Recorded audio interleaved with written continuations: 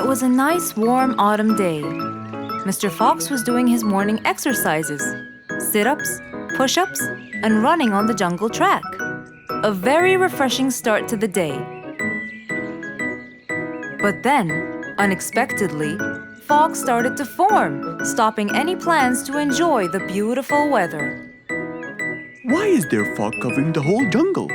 This is really strange. It's been happening a lot lately. I really hope everyone's all right. I should head home now.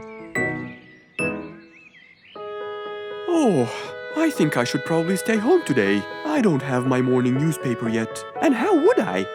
It's impossible to see. Aha! Wait a minute. I'll try calling Mr. Falcon. He'll definitely tell me what's going on. Mr. Fox held the phone and dialed Mr. Falcon's number.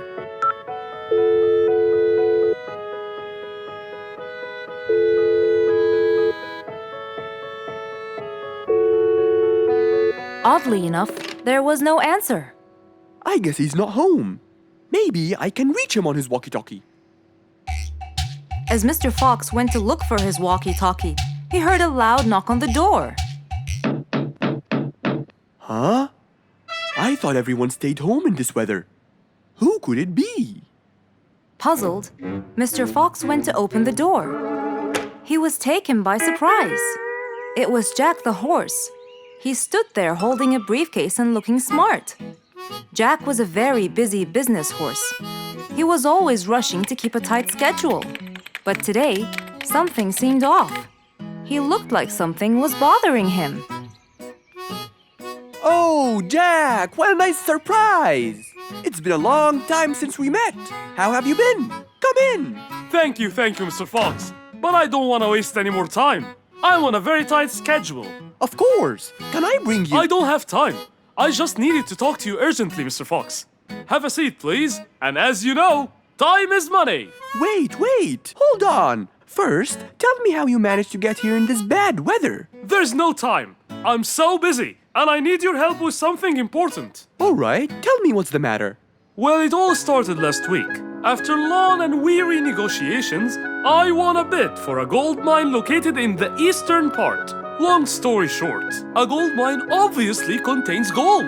But no matter how hard I looked, I found nothing but dirt. I was really frustrated. I was disappointed. And I knew that buying the mine was a mistake. What do you think, Mr. Fox? That's really strange. That mine is widely famous for its gold. I have an idea. We go there now and see what we can do. But wait here for a second. I need to bring something that will help us. Are you sure you don't want to drink anything? Yes, thank you, Mr. Fox. But please, hurry up. You know that time is money, and I can't waste any more time. I get it.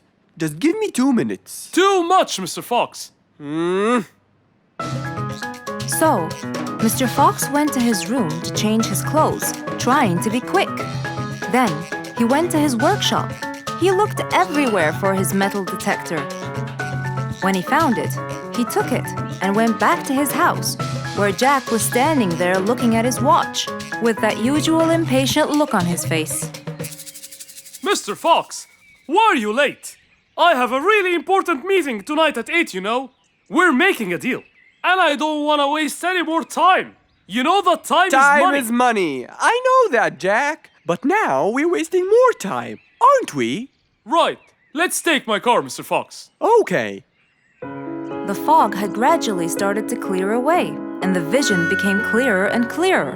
But as Mr. Fox was about to get in the car, something happened. What's that? What's going on? What happened? That's what we'll find out in the next episode.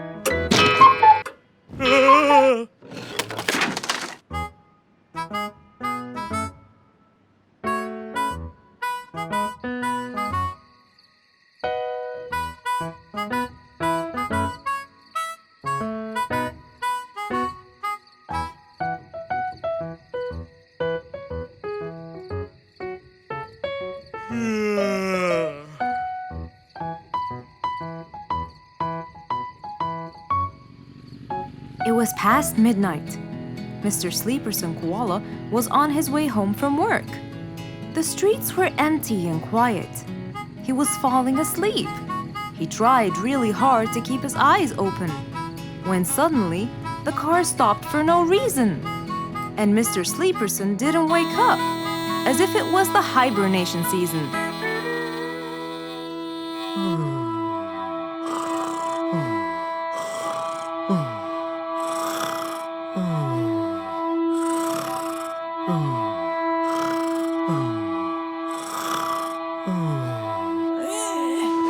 What is that? Mr. Sleeperson fell asleep on his driving wheel.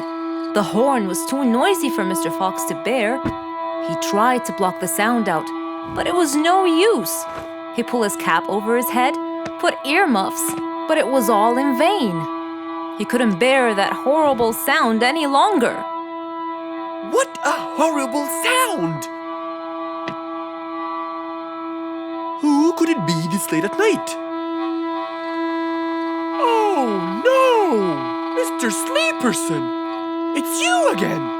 What brought him here this time of night? And he slept on the driving wheel. Excuse me. Huh?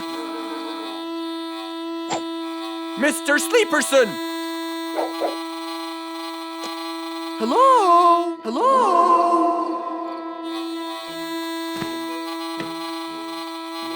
Oh, that's enough! What? Where? What time is it? It's 2 in the morning, and you fell asleep on your driving wheel in front of my house. Oh, Mr. Fox. Hello. Oh my, it's 2 a.m. Oh, you noticed? So how can I help you, Mr. Fox? Help me? Help me? You're the one in front of my house. What am I doing here? I don't know. You tell me. I was fast asleep when I woke up to that horrible sound of your noisy horn. Oops. Sorry. I must have fallen asleep while I was driving again. My bad. Never mind that. Could you please drive all the way to your own house without falling asleep or bumping your head against the horn? Oh, sure, Mr. Fox. Have a good night. Good night. But as Mr. Sleeperson tried to start the car, it wouldn't start. Huh? Oh, man! Oh, Mr. Fox. Wait. Help! Now what? The car won't start. Is that so? Can you check it for me, please? Of course! Mr. Fox walked back to the car and started to check it out.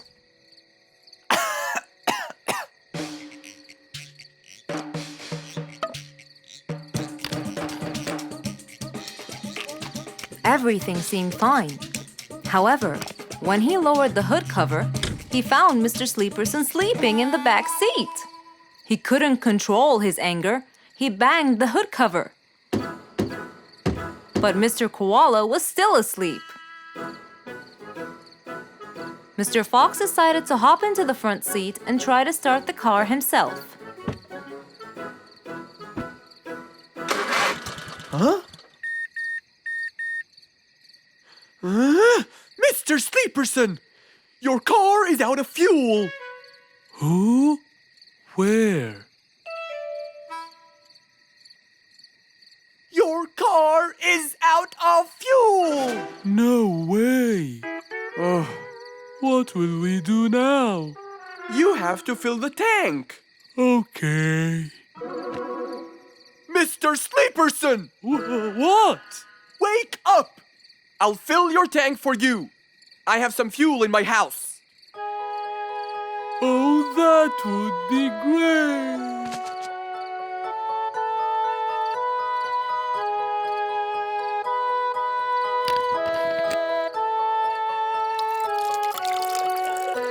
Mr. Sleeperson, it's all done. You can go home now. Oh, thank you. Thank you so much. You're welcome.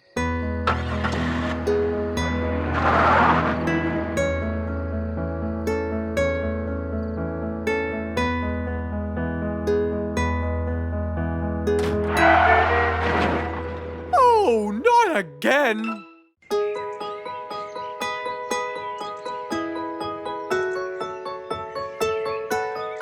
Beatrice was a little energetic bee. She wakes up early, eats her breakfast, and checks on her honey. Then, she goes out to collect some nectar. That smells great. I'll take some from here. Wow, that looks fresh. Here's my favorite type.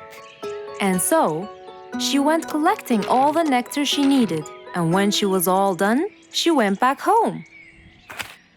But as Beatrice came closer and closer, she could see that someone had been to the hive. Oh no! My honey! It's all gone! Who could have done this? Beatrice looked right and left, but no one was there. Sadly weeping with grief, she went to the place where she might find relief. Oh, Beatrice, how have you been? Mr. Fox! Beatrice, what happened? Someone stole my honey and destroyed my hive! Who would do such a horrible thing? I have no idea! I was out collecting nectar, and when I came back, I found... Calm down now, calm down. I don't know what I should do! Mr. Fox felt sorry for Beatrice. He kept thinking of a way to prevent this from happening again. Aha! I got it! You know who did this? No, but I can prevent this from happening again. Really? Really? Come with me. At once, Mr. Fox ran to his workshop. He grabbed some steel, some wooden plates, and his toolbox. He then hopped into his car with Beatrice by his side and drove away.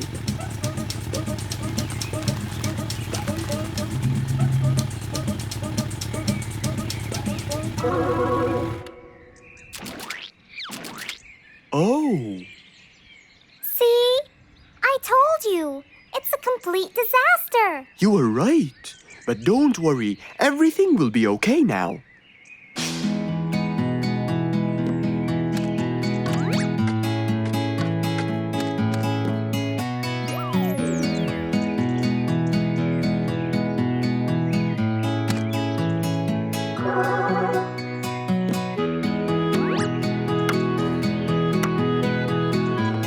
Mr. Fox started to work. He got the wooden plates and built a box out of them, which he put on the tree branch. Then, he surrounded the box with steel. He made sure the nails went in properly and made a door for little Beatrice. Now, all done. Wow! It's amazing! Thank you, Mr. Fox. There, take this too. And what's this? This is the key to your hive, so no one would enter without your permission. Really? Oh, I can't thank you enough. Don't worry about it, Beatrice.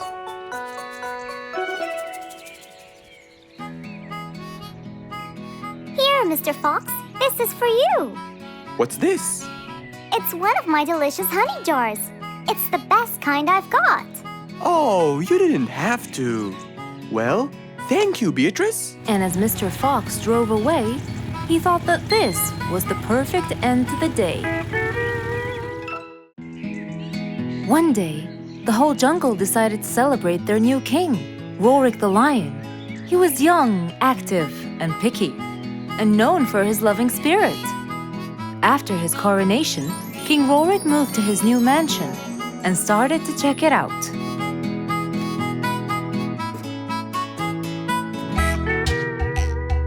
Great, and that's my throne, right? Exactly, Your Honor.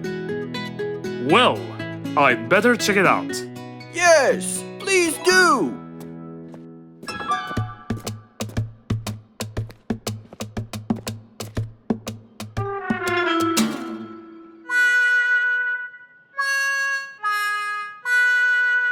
Ah, timber! That's too uncomfortable. But Your Honor, it was made especially for you. Not good enough. With a sad look on his face, Timber went to call Mr. Fox and ask him for help. Meanwhile, Mr. Fox had just finished his morning exercises and was heading back home.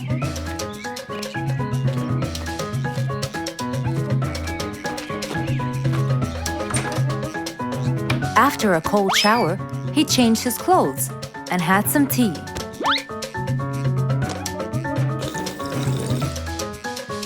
Then, he quickly read about the king's coronation in the newspaper.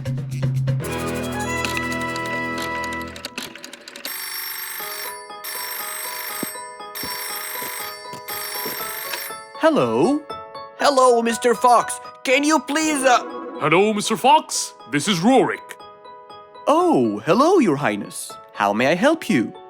I need you to come immediately. There's a huge problem, and I'm pretty sure that you're the only one who can help. I'll be right there. So, Mr. Fox quickly took his keys, hopped into his car, and drove towards the king's manor.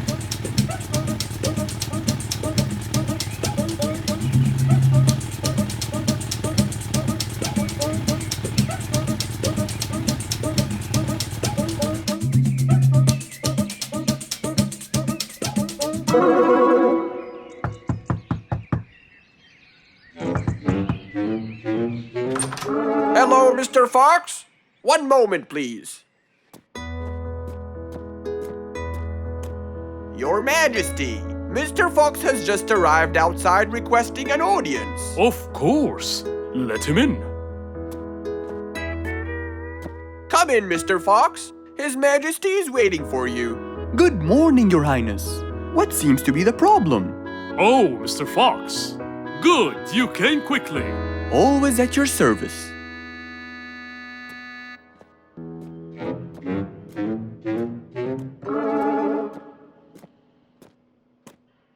Well, I was at my coronation, and I thought I would check out my throne. But unfortunately, I felt too uncomfortable. Can you believe that I'm gonna rule the jungle on an uncomfortable throne? But I hear it was carved out with the best kind of stone. But it still hurts my back. Oh my! Anyway, I've decided to design my own throne. What a great idea! But I need your help to make it as soon as possible. It will be my pleasure, Your Highness.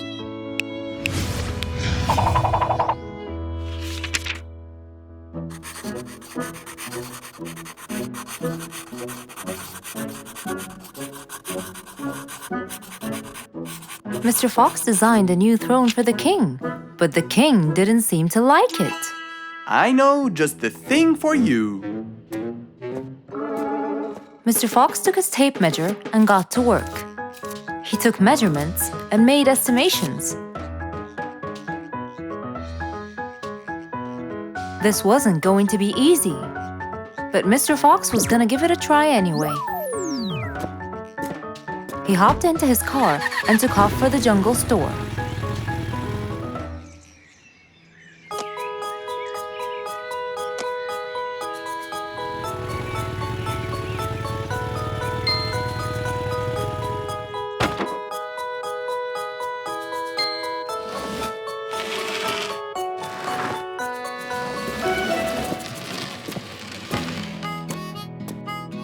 All done.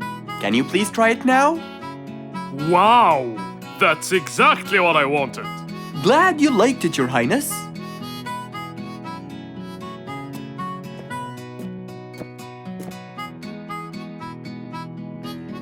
And there you have it, the new King of the Jungle.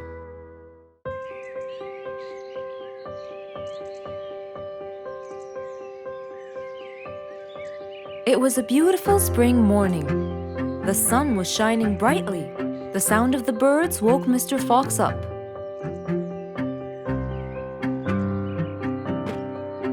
He changed his shirt, put on his tie, and his vest.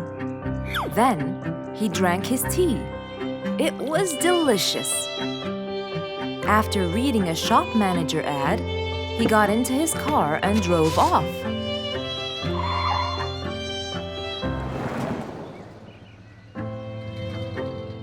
Meanwhile, little Bingo Monkey was riding his bike through the jungle. He was having loads of fun, but suddenly the bike slipped and little Bingo fell off. Are you okay, Bingo? Hang on, I'm coming. Yes, Mr. Fox, but my bike isn't.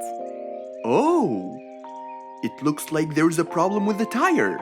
Don't worry, Bingo. I'm going to help you. Bingo, can you help me count how many nails I need? Of course. Here's 1, 2, 3, 4, 5, 6, 7, 8, 9. I think there are 9, Mr. Fox. Okay, Bingo. Let me count how many I have in my toolbox.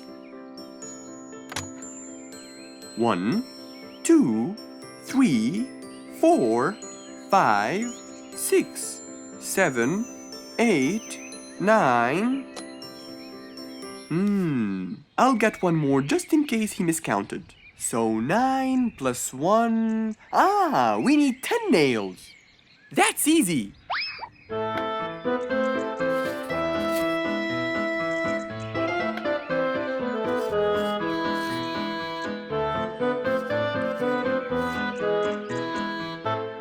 Okay, Bingo. It's all done. Thank you so much, Mr. Fox. You've helped me a lot. Come on, give it a go. So once again, little Bingo rode along happily. An autumn windy day.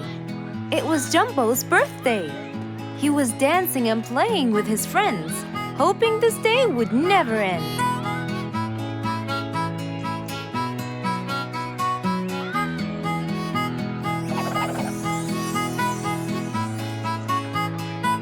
Everyone ran to hide all the same, but Jumbo slipped and fell, and that was the end of the game. All the animals heard the fall, but Mommy Jumbo ran before them all. Jumbo!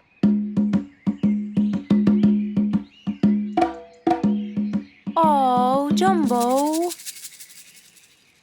Combo, you have to take him to Mr. Fox immediately. So, without further delay, off to Mr. Fox's house they hurried away.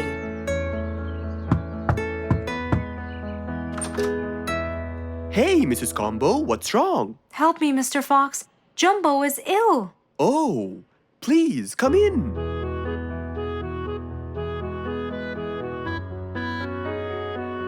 You look cold, Jumbo. I'll get you something hot to drink. Thank you, Mr. Fox.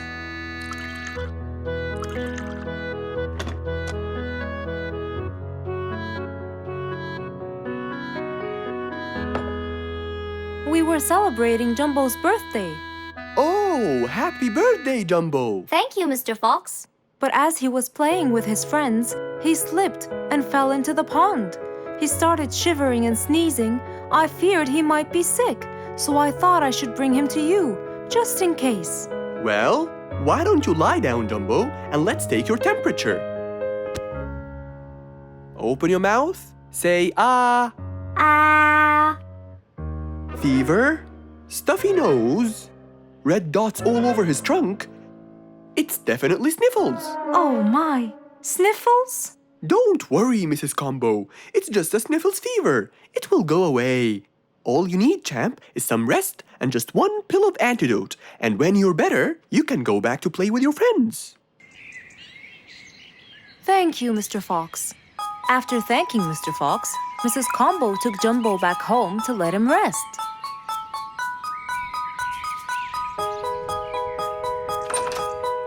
All right, Jumbo. Now all you need to do is follow Mr. Fox's advice and keep Mr. Thermometer under Under my tongue? To find out if I'm all better so I can go outside and play with my friends? But first, you gotta. Keep my thermometer in my mouth? Right, son. You can count on me. Now, you'll stay put and. Oh, sorry. Call me when it beeps.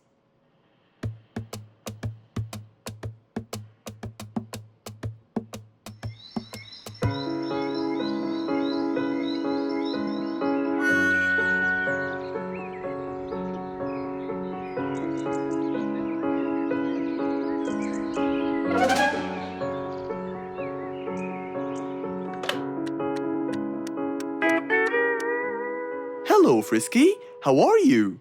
Hi, Mr. Fox. Roo and I were playing and I'm about to win. Listen, Frisky. I'm going to visit Jumbo now and check on him. I'm sure he'd be really happy if you and Roo come with me. What do you think? Great idea, Mr. Fox. I want to check on him too. We'll meet you there. As agreed, Mr. Fox met Frisky and Roo at Jumbo's house. I'm coming.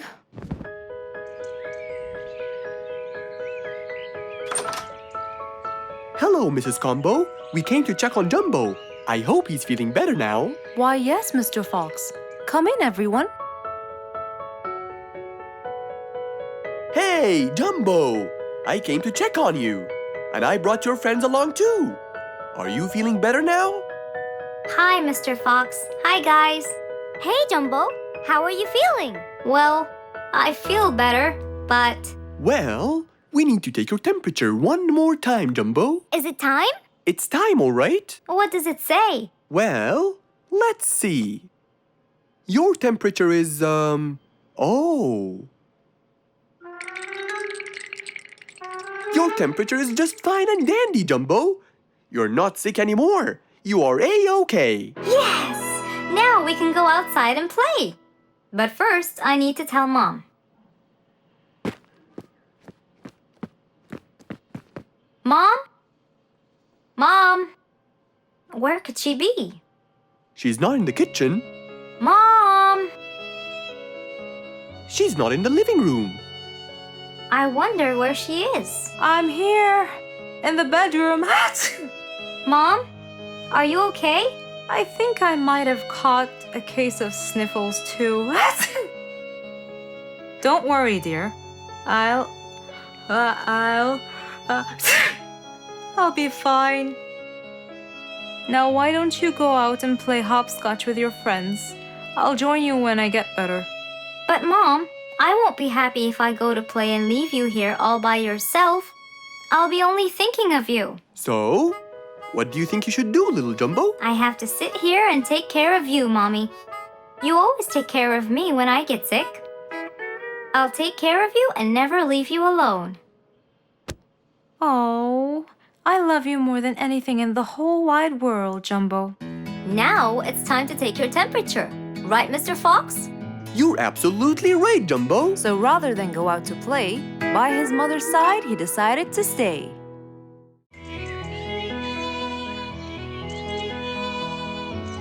It was a very fine day. In the beautiful month of May, Mr. Fox decided to go for a walk.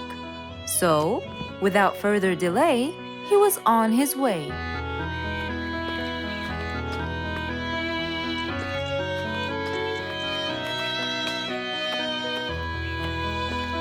While Mr. Fox was walking, enjoying the sun and the trees, he heard a quarrel at a distance and someone saying, Stop! Please!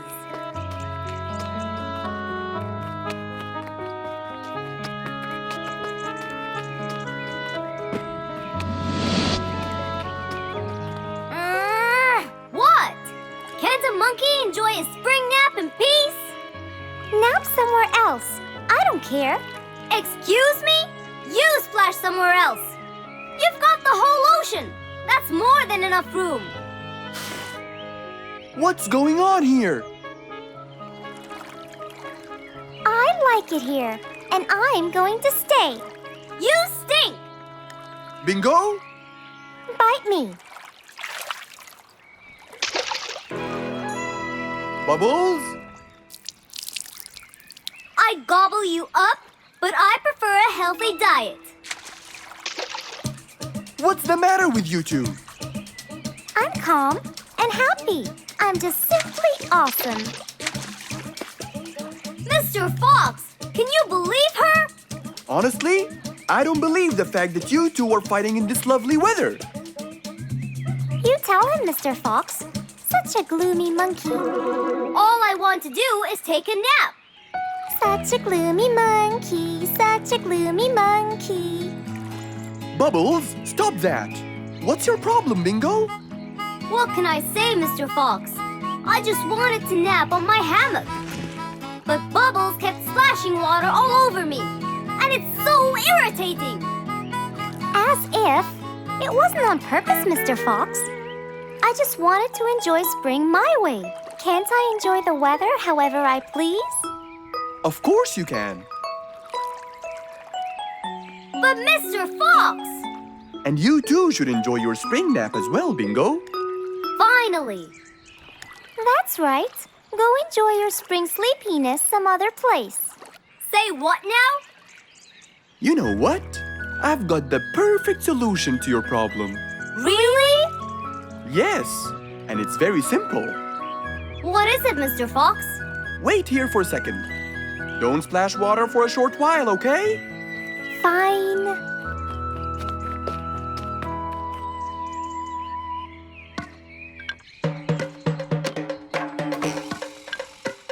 The hammock was very close to the lake. That's why Bingo got water all over him every time Bubbles splashed. But Mr. Fox wasn't gonna let them fight. He had the perfect solution for both their plights. What are you doing, Mr. Fox? Wait and see for yourself.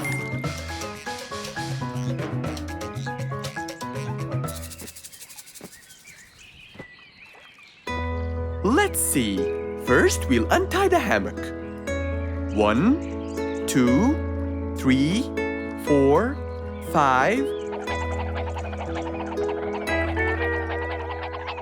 Now, we'll go a few more steps up and tie the hammock again. Here's good. There you go. Try it now, Bingo.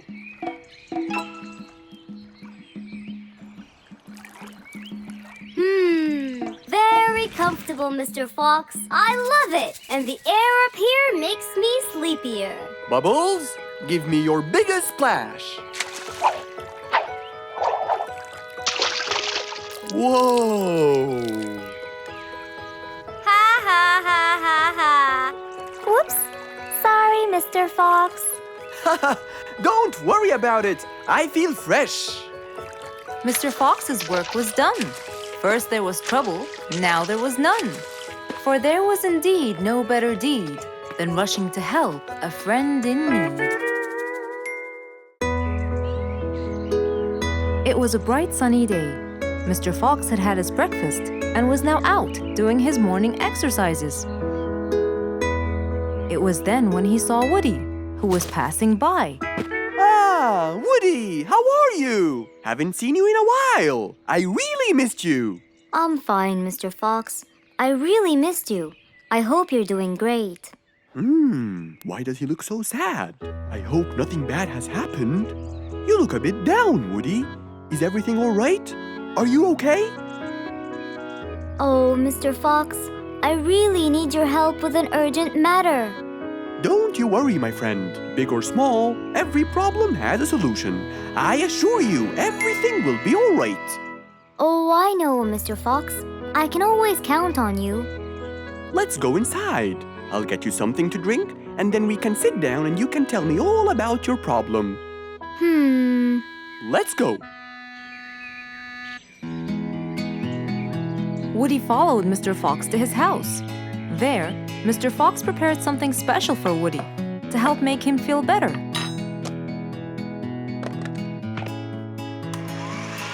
I made you some fresh orange juice. This will help you relax and cheer you up. Oh, you're very generous. I love orange juice. Thank you.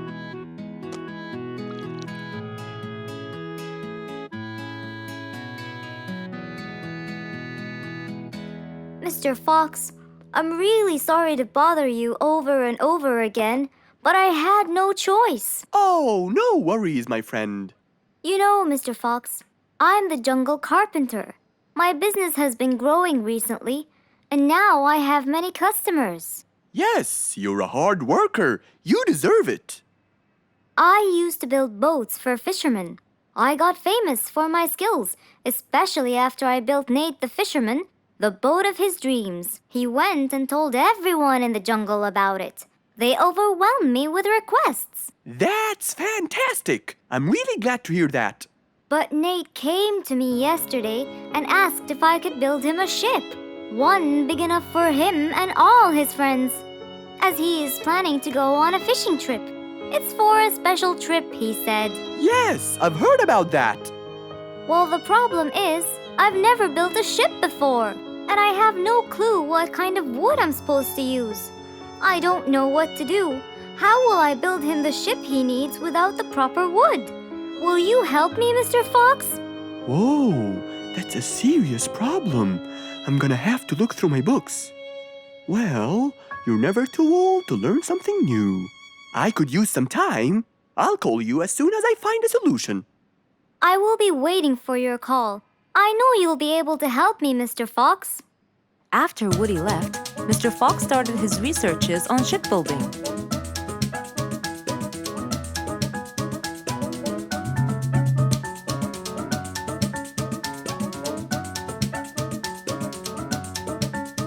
After hours and hours of hard work, he finally got it. Yes! I've got it! But what did he get? We'll find out in the next episode.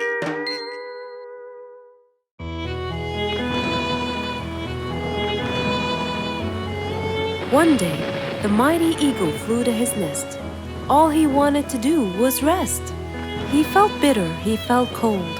He was really getting old. He knew he needed someplace new. So, off to Mr. Fox he flew.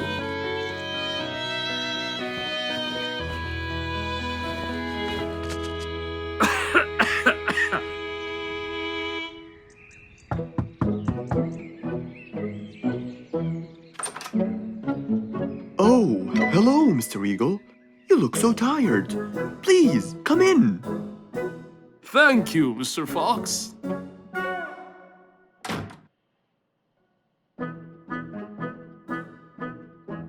Now tell me, how may I help you? Mr. Fox, I spent years in prosperity and glory, but I'm old now and tired. I can't live out there alone in that cold weather. Where do you live, Mr. Eagle? By the mountain top. I see. The wind is strong there. I bet you catch a flu every now and then.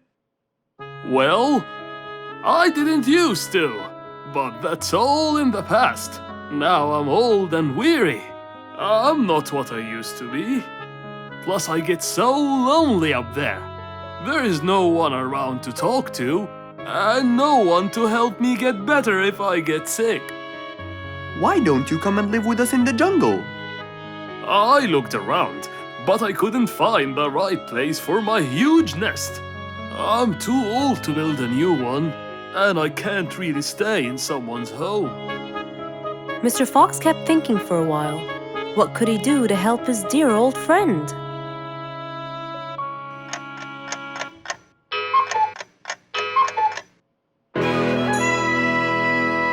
I got it! I think I can help you build a new house. Have no worries.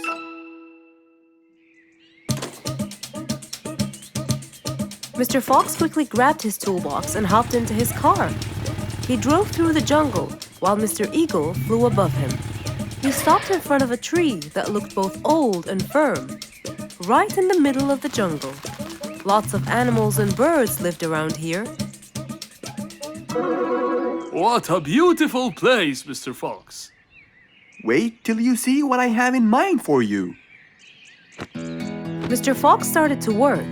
He put a ladder against the tree and counted the steps up. 1, 2, 3, 4, 5, 6, 7, 8, 9, and 10. When he reached the tree branches, he opened his toolbox and took out some wooden plates. Then he started putting them together. All I need now is some nails to make sure everything would be A-OK.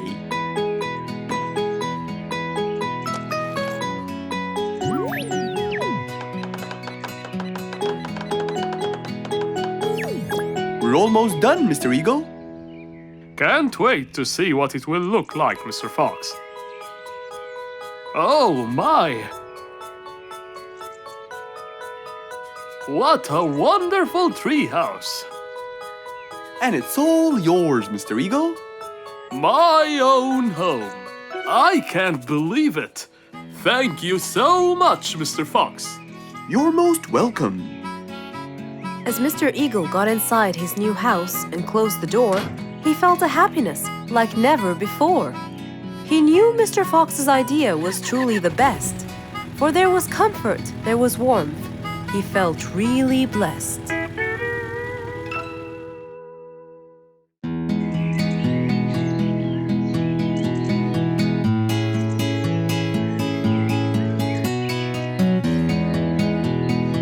Spike the Dragon always bragged about how good he was at photography. And all he wanted was just one little chance to prove to everyone how talented he was. It didn't take long before someone actually recommended him to be the official photographer of King Rorik the Lion's birthday party. All done and send. Wow! That's a nice picture! Now we know who'll be our photographer. And immediately, Mr. Tiger sent a message to Spike. Oh! Finally, someone recommended me. I won't let them down. I promise. And so, Spike started to train and practice some more. His pictures were beautiful, and he felt so happy. Everything went well until the morning of the party.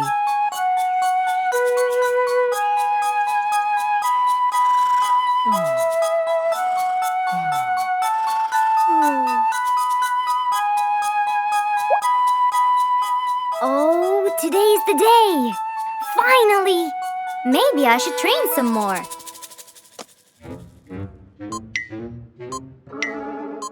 Huh? Oh no! What have I done? While Spike was testing his camera, he pressed on something that changed his camera settings. Now all his pictures turned to white. Spike tried to change it back. He cleaned his lens and checked his filters, but all was in vain. What will I do? Oh, what will I do? I must go to Mr. Fox at once. Feeling so worried and sad, and with no clue what to do, Spike held his camera and flew off to Mr. Fox.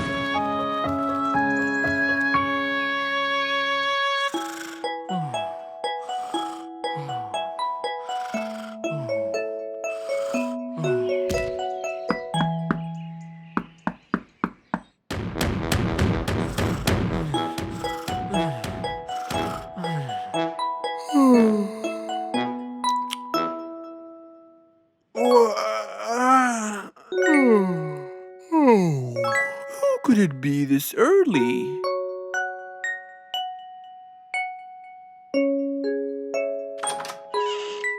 Oh, Spike, it's you. Help me, Mr. Fox. My camera. Help! All white, broken. Help! Calm down. Please, come in. Spike followed Mr. Fox inside. He sat down and started to speak slowly. You know today's the king's birthday party. Yes, and you've been hired as the official photographer. Congratulations, Spike. Oh, Mr. Fox, it would soon be condolences. What? Why? My camera. It's broken. Broken? Yes, I woke up early today and tried to check it. But I found that every picture I take becomes white. have you checked the lens? Yes, and I re-cleaned them to be sure, but it's no use. And the filter? Everything. The lens and the filter. Can I take a look at it? Mr. Fox held the camera and started to check the settings. Where could I buy another one now? Do you have a professional or digital one? I don't think you'll need it, Spike. I'll go straight to prison, right? No, it wouldn't be fair to send the most talented photographer to prison. They'll all laugh at me. Are you sure about that?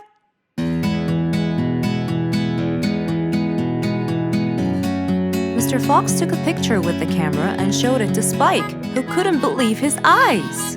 Wow, it's back. What was wrong with it? Looks like you accidentally increased the gamma. Oh, I forgot to check that. Thank you, Mr. Fox.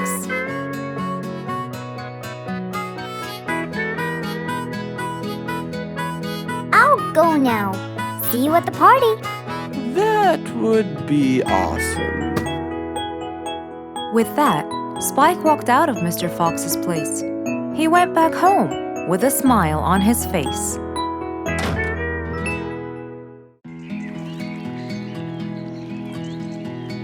What a beautiful morning! Mr. Falcon should have been here by now. He was supposed to get me some sugar candies from the other side of the river. I can't cross that river on my own. I can't swim. I'd better go to Mr. Fox. He'll tell me what to do. And since Mr. Fox helped many more, she went to him and knocked on his door.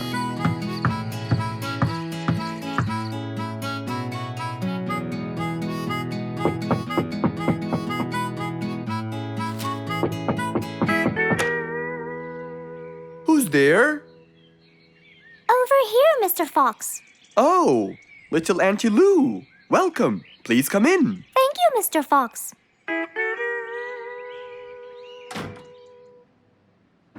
What can I do for you?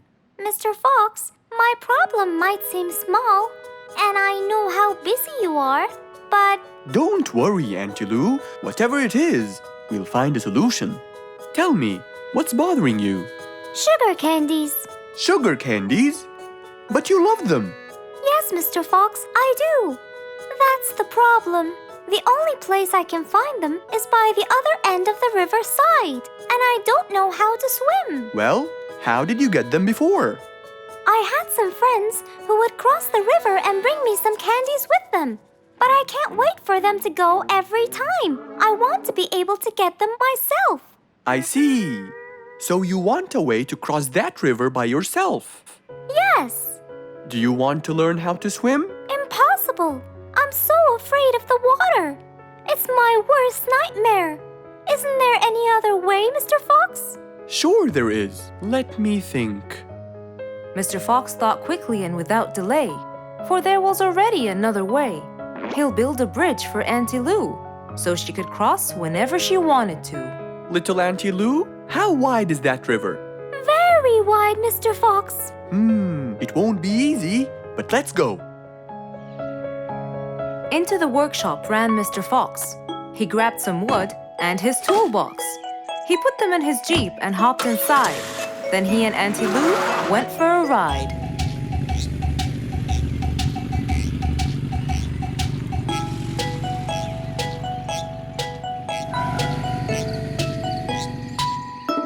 Little Auntie Lou, that's not a very wide river.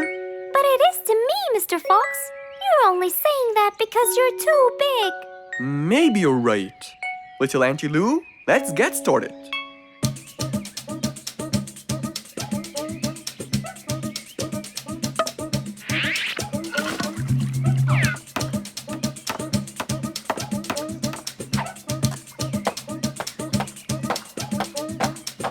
Finally, the bridge is complete.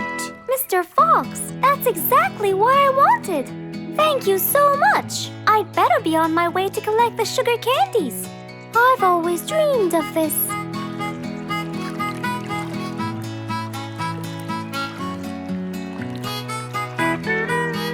Enjoy the candy, little Auntie Lou. After giving his friend a happy end to the day, Mr. Fox took his car and carefully drove away.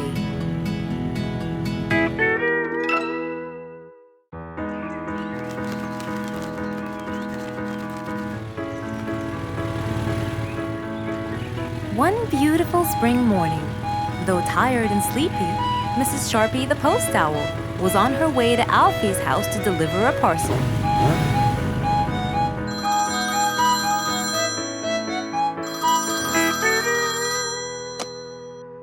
This is Alfie. Who is it?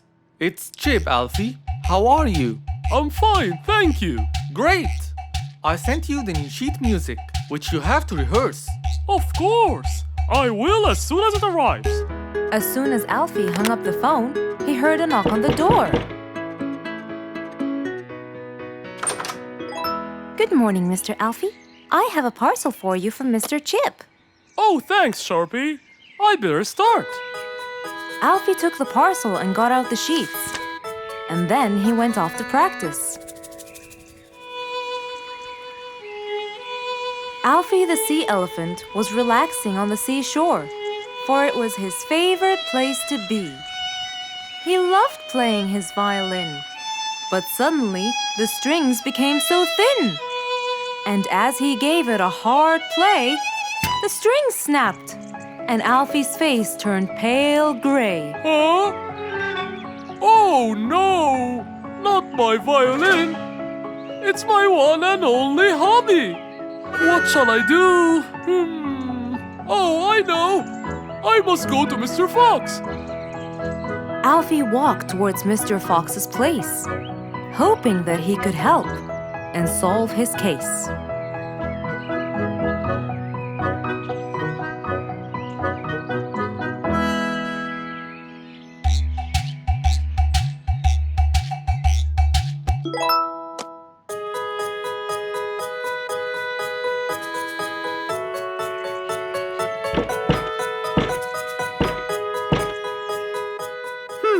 I wonder who?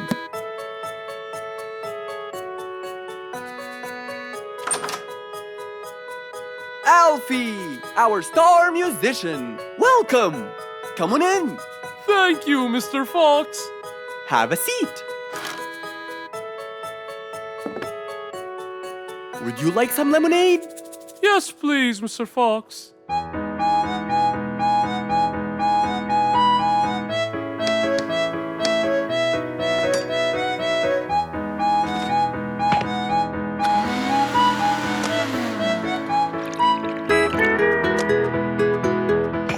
Mr. Fox came back with a glass of lemonade. He gave it to Alfie, then he noticed his violin. Oh, what happened to your violin?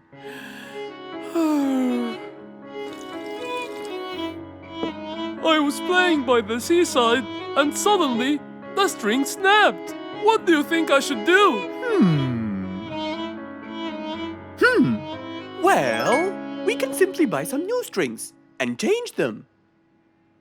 I already bought them, but I don't know how to change them. It's my first time. No problem. It's easy. Now let me teach you how to replace them. First, we remove the old string by twisting this till it's loose. Then, we pull the broken string out of its hole. After that, we twist the tuning peg on the other end and pull the other end of the string from its hole as well. See? Now the whole string is out. We insert the thin end of the new string into the hole of the tuning peg. Then, bend the string around the hole like that and fix its other end into the other hole.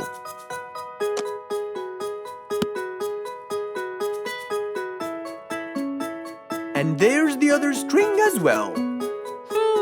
Finally! Go ahead and play it. Okay.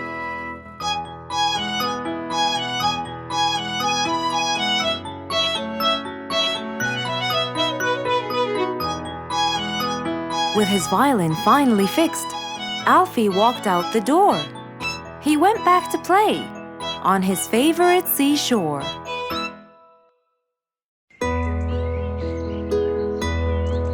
It was a bright early spring morning. Still feeling a little sleepy, Mr. Fox opened his eyes and got out of bed.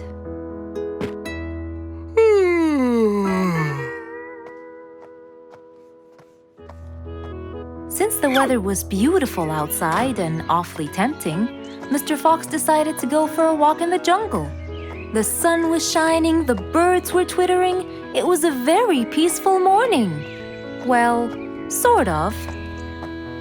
Worried that something terrible could have happened to one of the animals in the jungle, Mr. Fox sprinted towards the sound.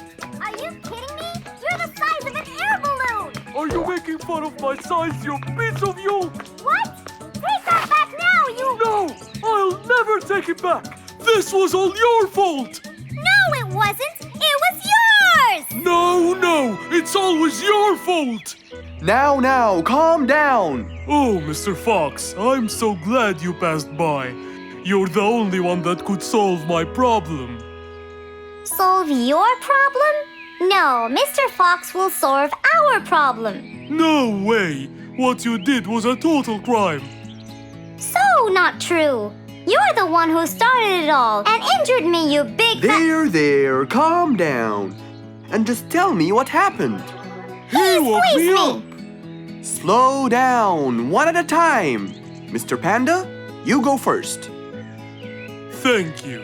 Now, I was walking heading to my house when I realized that for me to get there, it will take me 12 minutes. And I was so tired and sleepy. So I thought about it, and I realized I should just lay here for a while and take a short nap.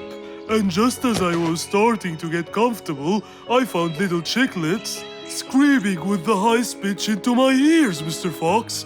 My ears! Can you believe that? Well, that's not a very nice thing to do, little chicklets. Why did you do that?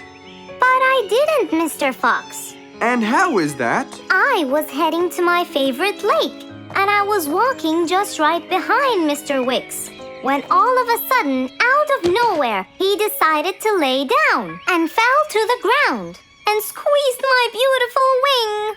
And if it wasn't for my high-pitched voice, I would have been dead by now. Well, that was pretty dangerous, Mr. Wicks. What should I do, Mr. Fox? I was really tired and I needed my nap. So I took it. What should a panda do to take his nap? Can't you just wait till you reach your own house? Or at least look behind you before you decide to fall down? My house is 12 minutes away, and all the walking had already stolen away all my energy. I had to take a nap to recharge. I can't keep on walking forever. Then look behind you or sleep next to a tree or something. Why don't you watch where you're stepping? It was a very troubling matter indeed. The little chick almost got crushed. But Mr. Wicks didn't mean it. He was just so tired that he fell asleep. Right? Mr. Wicks, answer me. Did you intend to squeeze little chicklet's wings? Of course I didn't. Were you aware that you were going to take a nap in the middle of the road? Actually, I vividly remember. I walked to the tree side first, but when I woke up, I found myself in the middle of the road. How many naps do you need per day? From 5 to 7, I would say. Did you take a nap before you decided to head home? Of course. Do you usually nap in between? Not always, but today I went so far from my house. I tried to hurry to nap at home, but you know, I'm too slow. Say no more. I now know the answer. Really? Yes. Worry no more, little chicklets. From now on, Mr. Wicks will always nap at his own house. Just a second. Aha! There it is! Is that what they call caffeine? My, I didn't think it was that huge. No. It's something even better. Better than caffeine? And chocolates too.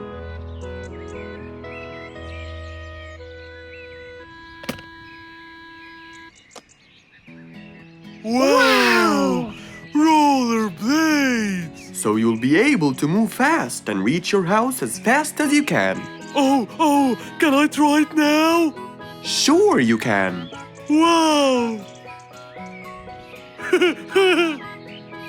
Whee! Yahoo!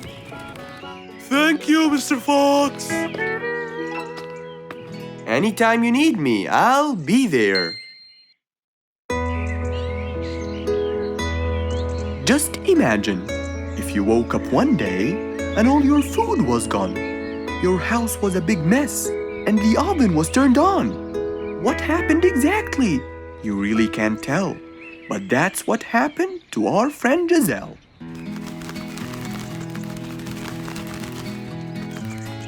It was a lovely morning, just like all others. But when Giselle arrived, she was burdened with troubles.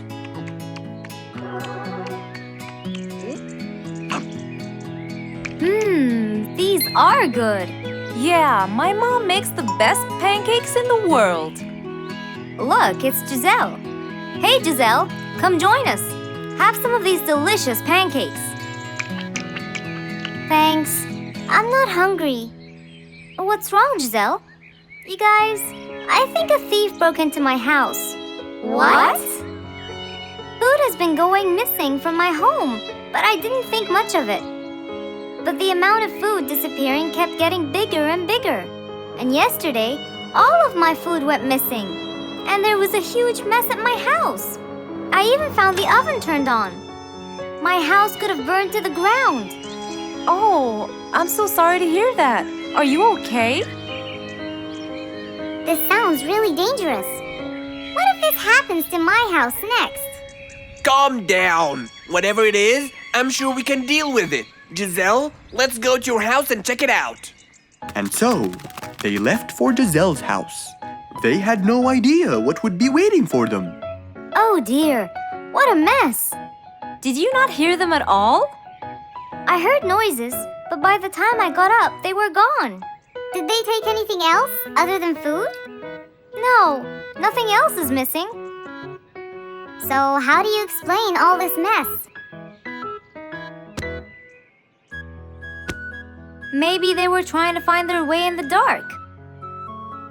I think Bingo's right. They didn't want to turn the lights on so no one would see them. Yes, but there are more important things. A thief had been here last night, and I don't think Giselle had time to worry about all the dishes.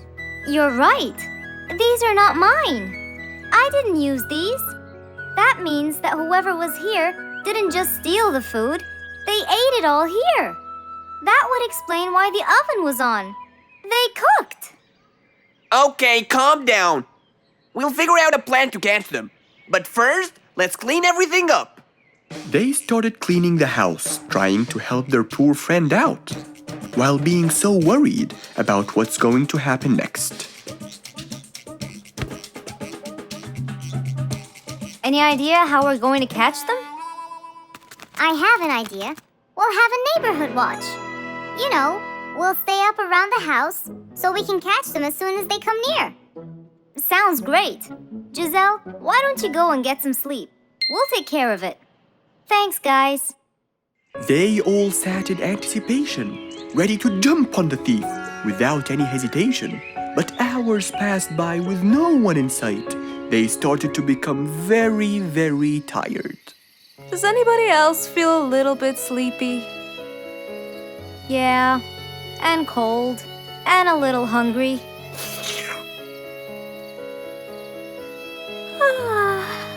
Parrot, do you see anyone from up there? No, no one's around.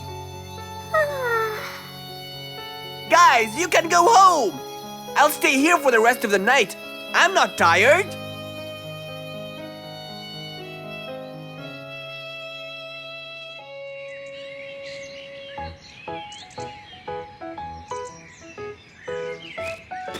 Good morning. What happened after we left? Did you see them? I heard a noise from the bushes near the house, but no one was there. They must have seen me, got scared, and ran away. Wow, you must have looked so tough. How did you get them so scared? I'll teach you guys. First, you have to stand chin up, hands on your waist, and look so focused. Then, you walk back and forth in front of the house, so they wouldn't have a chance. Don't get distracted by anything, and most importantly, carry a weapon. A weapon? Yes, these are mine. A salt shaker and a ladle? It's a pepper shaker. You sprinkle it in their eyes and then hit them with a ladle. Ooh, scary. Okay, I think I got it. I'm going to be on neighborhood watch duty tonight. I'll go get ready. See you all later. And so, with a big responsibility to bear, Bingo guarded the house, steady and aware.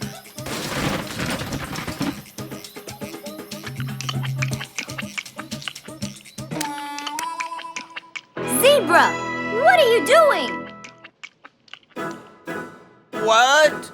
Where am I? Giselle's house. What is that noise? Did you catch it?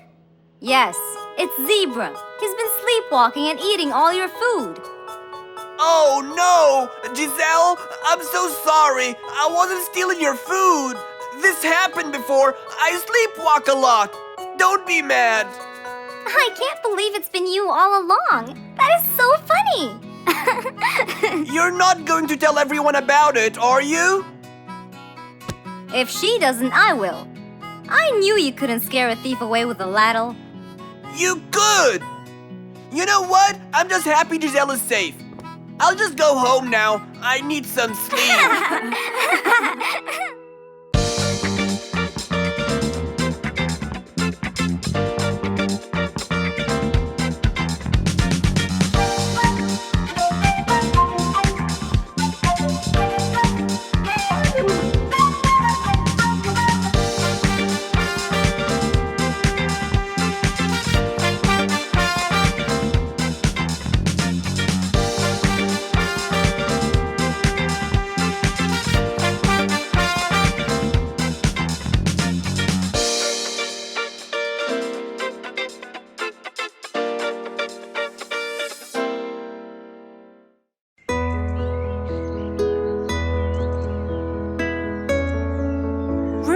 Sad and looks really down.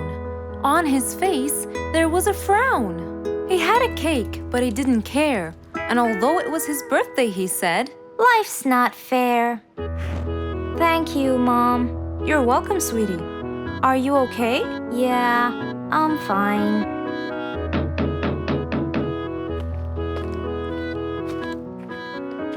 Oh, look who's here. It was Rue's best friends, Poppy and Fluffs. Hey there! Happy birthday! Wow, neat birthday cake.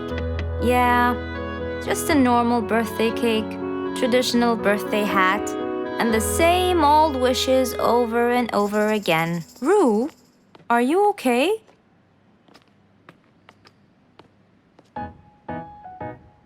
Bad timing, huh? He looks sad. I know, but the cake is still here. Oh, stop it. We have to help him feel better. It's his special day. A little bite won't hurt. Oh, sure, the cake won't hurt. But what about my fist? Fine, fine. What do you have in mind? Let's go. Where to? I know someone who can help. Mr. Fox? Duh. In an attempt to help their friend, Poppy and Fluffs went to Mr. Fox. Only he would know what to do.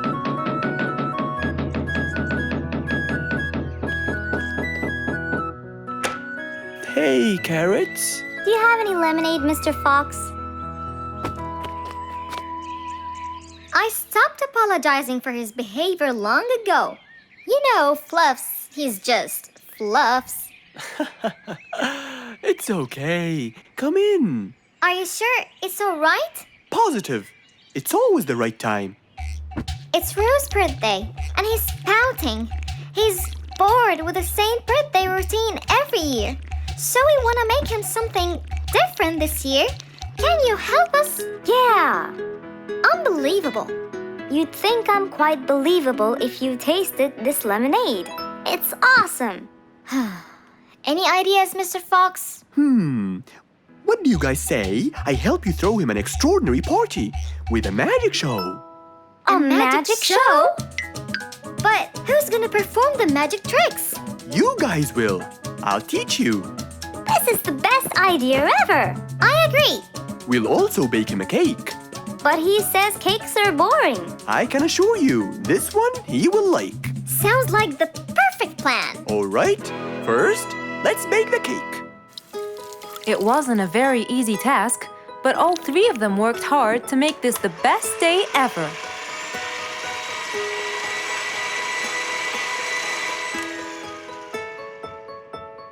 This is the coolest birthday cake ever! Now for the magic tricks. We need a bottle of water left in the freezer for around 2 hours and a plate full of ice. We'll also need some food coloring and soda. I'll get the color blue. I'll get the green and the yellow. And I think I'll get the red. We are all set now, I think. Not yet. What else do we need? Invisible ink. Huh? Fluffs and I will pour it over everything, including ourselves. And you, Pops, will give Roo this magic glitter. When he sprinkles it, everything will become visible. Cool. Let's go.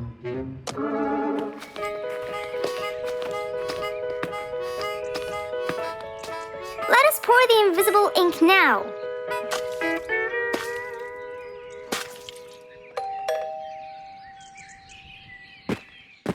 Hey, Roo! Hey, What are you doing? just sitting here, bored. Well, not for long. Yeah, right. Well, think again. Happy birthday. What's this? You have to sprinkle it around to find out. Where? First, on the table. Wow! How did you do that? It's a donut cake! Now try sprinkling all around. This is impossible! It's the coolest thing ever! It's not over yet.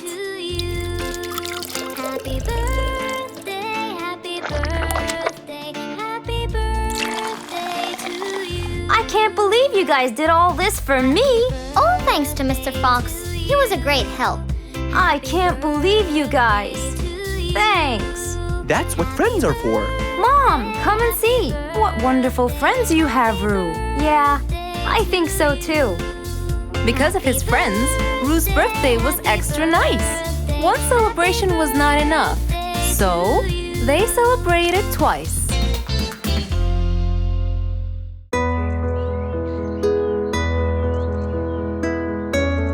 One bright sunny morning, as Mr. Fox was having his morning coffee and reading his newspaper in the balcony, his phone rang.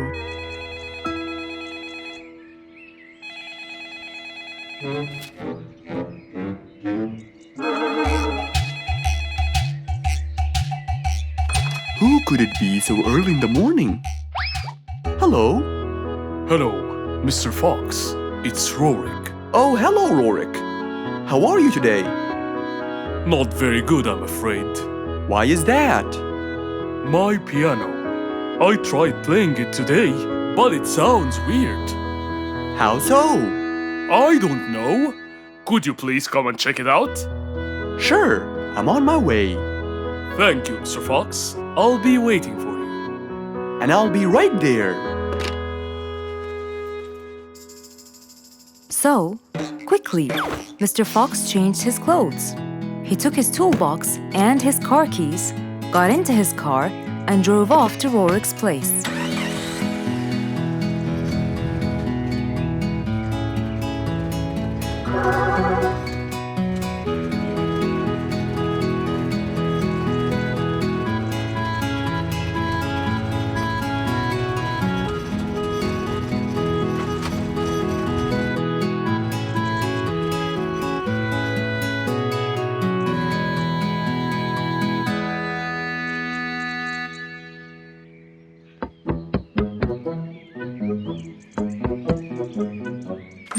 Hello, Mr. Fox. One moment, please. Your Majesty, Mr. Fox has just arrived. Of course. Let him in. Come in, Mr. Fox. His Majesty is waiting for you. Good morning, Rorik.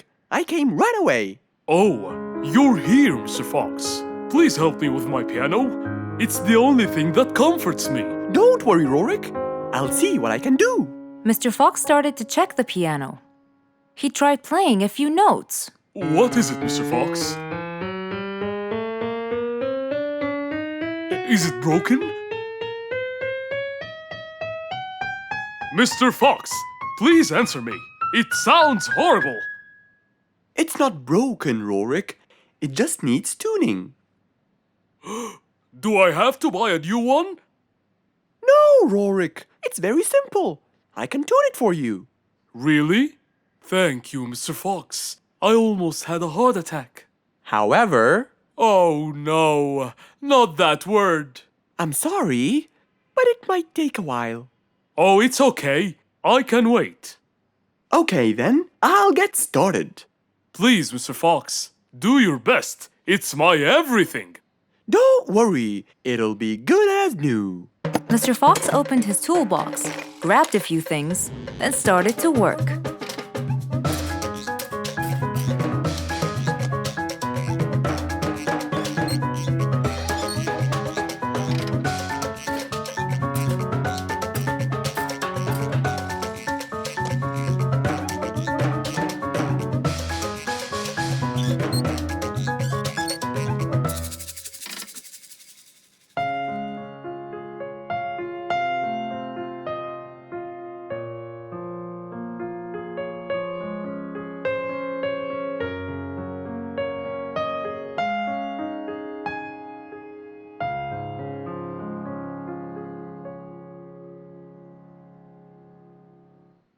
Beautiful.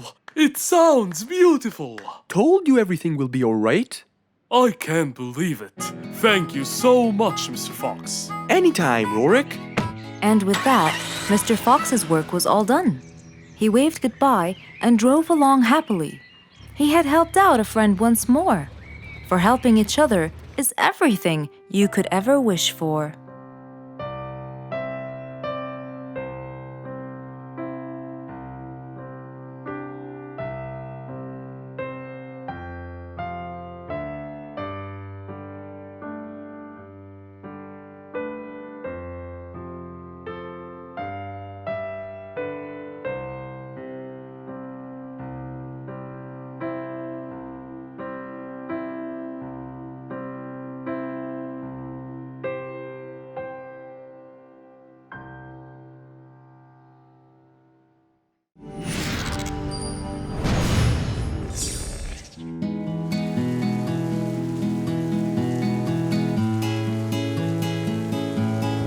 One stormy winter night, when most of the animals stayed warm in their beds and turned off the lights.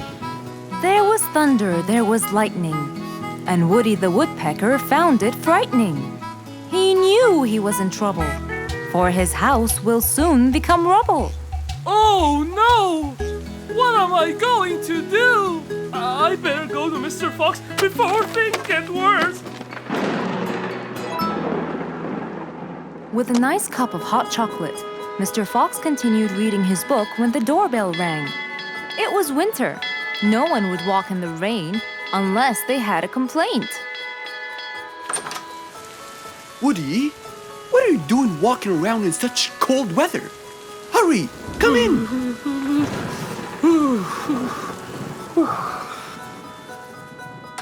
Mr. Fox, I know it's cold, and I'm sure my problems will make you feel bored, but I need your help. Of course. Don't worry. Have a seat, Woody, and I'll get you a hot drink. It must have been terrible to go out in that storm. Okay, thank you, Mr. Fox. So, what exactly is your problem? My roof, it gets ruined by the rain. Oh, I keep fixing it every now and then, but now, every winter is a nightmare. here you go, Woody. Thank you, Mr. Fox. So tell me, what happened to your roof? The rain makes it damp. Sometimes I fear it gets too damp. It might fall. Oh. You're right. That's a serious problem. Well, will you help me? Mr. Fox knew he couldn't stop the rain, but he couldn't let Woody's efforts be in vain. There had to be another way. I have an idea. We need to guide the water off your roof. But how can we do that? Well, we need to visit the jungle shop. But first, we'll wait for the storm to pass.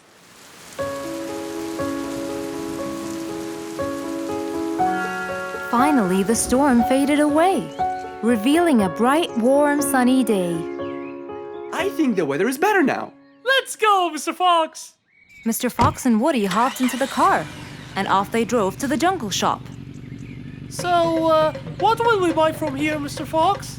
A sloped roof. A roof? But how will we transport it? Oh, don't worry. There's a new type of roof. They sell them like, pieces of a puzzle. Oh, that's smart! Yep. Mr. Fox and Woody chose a nice big red roof. Then, off they went to Woody's house. Mr. Fox got a ladder and climbed up. He started to fix the roof from the top. Now, all we need is to put the pieces together.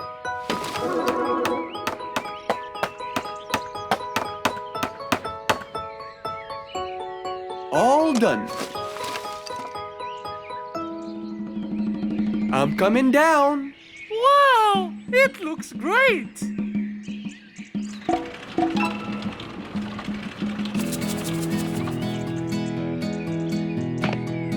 That way, all the water will slide down and the rain won't bother you again.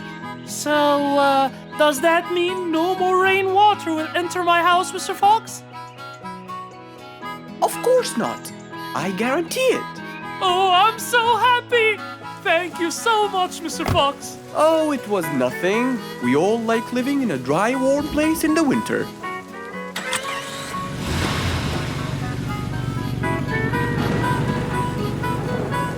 Woody thanked Mr. Fox, for now he could enjoy the warmth and comfort of his house.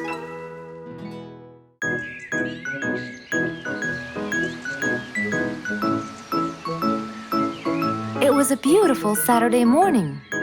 Since the sun was shining and the weather was nice, Mr. Fox thought it was perfect for morning exercise.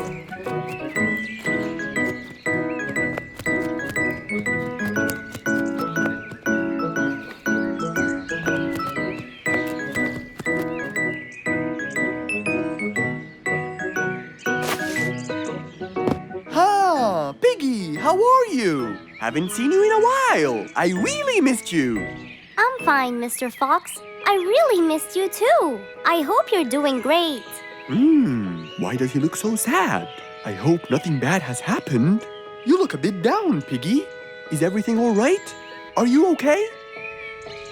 Oh, Mr. Fox, I really need your help with an urgent matter. Don't you worry, my friend. Big or small, every problem has a solution. I assure you, everything will be all right. Oh, I know, Mr. Fox. I can always count on you. Let's go to my house. I'll get you something to drink, and then we can sit down and you can tell me all about your problem. Let's go. With that said, both of them headed off to Mr. Fox's house.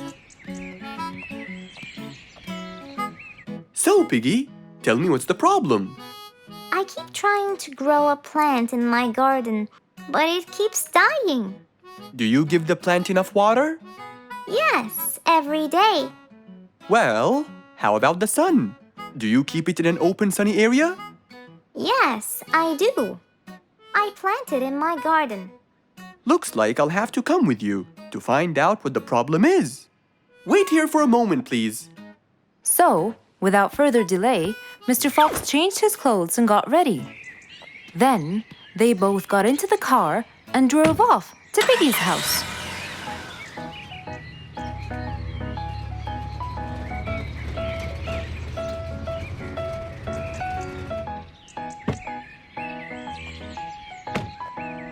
Look, Mr. Fox. These are the plants I told you about. Little piggy, the plant you're trying to grow is ivy. And ivy likes to grow on something firm, like a gate or a wall. That's how they grow so tall. Ivy? I thought it was just an ordinary plant. Well, you can still grow it on the garden wall. Piggy, do you have a ladder? Yes, Mr. Fox. Over there. Okay, come with me. Hand me the drill, please.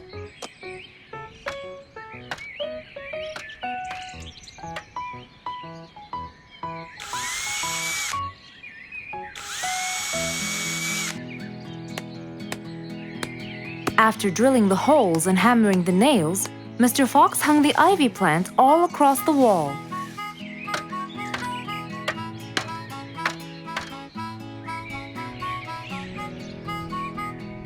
Now, when the ivy grows, it will find this wire to hold on to. I got it. Thank you, Mr. Fox. You're welcome. Take good care of it. After saving the plant and helping his friend, Mr. Fox took off. And that, my friends, was the end.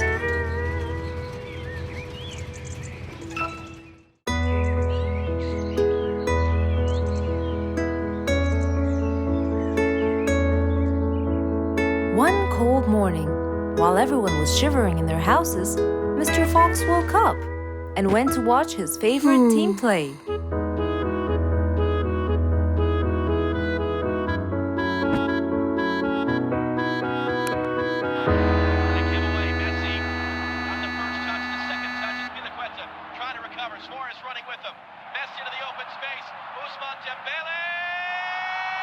Ah! He's going to win! I wonder who could it be so early? Wait a second! I'll be right there! Good morning, Woody! How are you? It's been a long time since we last met. Oh, Mr. Fox, it has been a while. Tell me, have you finished building Nate's ship? Yes, Mr. Fox. I used teak and bamboo. Nate liked it a lot. He took it out on a trip. He and his friends had so much fun. Great! Mr. Fox, I noticed how beautiful your flowers look. You take really good care of them. Of course! And you know what? I'll tell you everything I know about flowers. Really? Thank you, Mr. Fox. Come in and have a seat while we talk.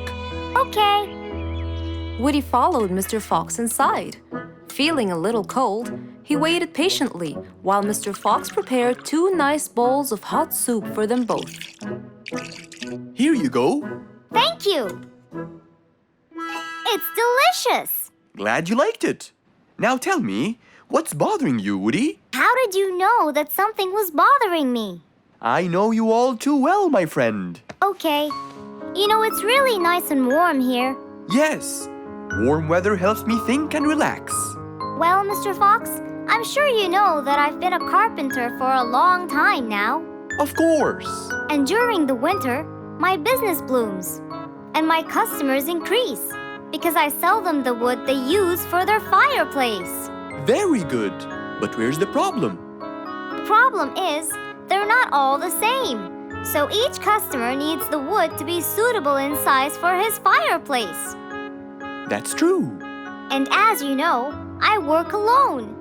So I take so much time and effort to cut and adjust the wood to suit each and every customer in this jungle. Sounds like a serious problem. He looks really worried. Okay, Woody, why don't you come with me to my workshop? It's round the back. There, we can think together and I can invent something to help you solve your problem. I really hope so, Mr. Fox. Don't worry, we will. I know. And you taught me that there's a solution to every problem. And Mr. Fox solves every problem. Ha ha ha! That's right, Woody.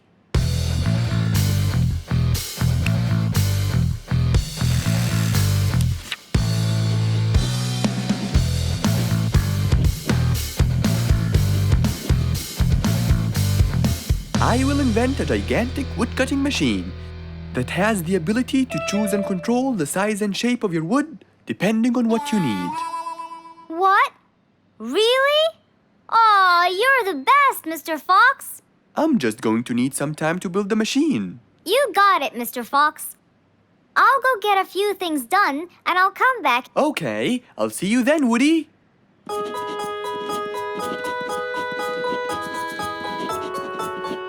Mr. Fox started designing his cutting-edge invention.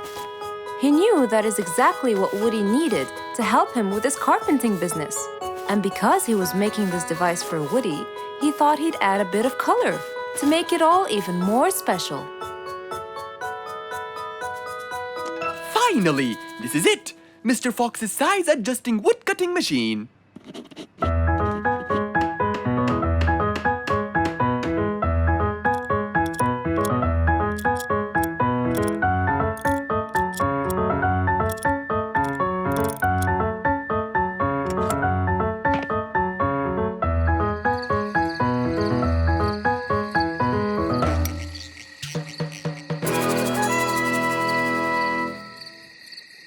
After finishing the device, Mr. Fox sat to listen to his favorite music, waiting for Woody, who came knocking on the door. Hello, Woody. You're right on time. Have you finished building the new machine for me, Mr. Fox? Of course I have. It's in my workshop. Let's go see it.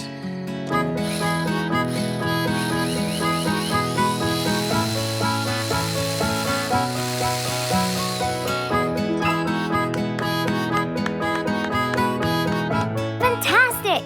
I don't know how to thank you, Mr. Fox. I'm really grateful for what you've done. Don't thank me. I only did what I had to do. I'd better be off now to cut more and more wood. Have a wonderful evening, Mr. Fox, and thank you again. Good night, Woody. See you soon.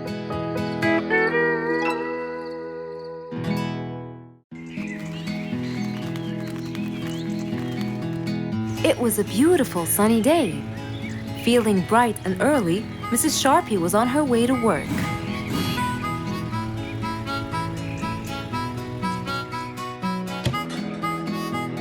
Good morning, Sharpie. Good morning, Emma. You're looking good today, Sharpie. Thank you.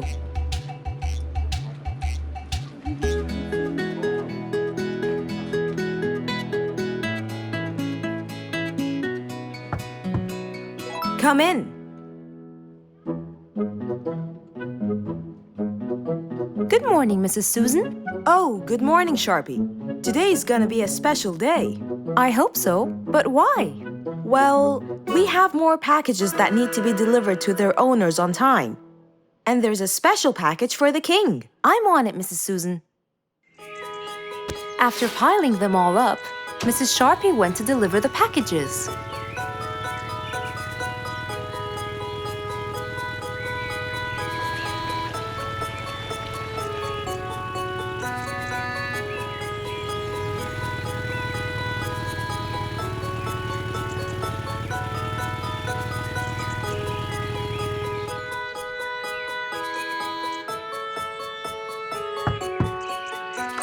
Here's your package. Thank you, Sharpie. Just in time. Looks like delivering the next one is gonna take some time. After safely delivering the package to Mr. Camel, Mrs. Sharpie took off to the opposite side of the jungle to deliver a package for Mrs. Deer.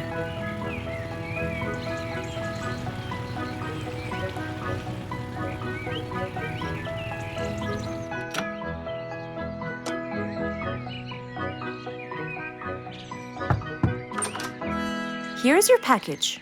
Thank you. But why were you late? I waited all morning. Next was Mrs. Bird's package, and that was south of the jungle. That was very tiring for Mrs. Sharpie.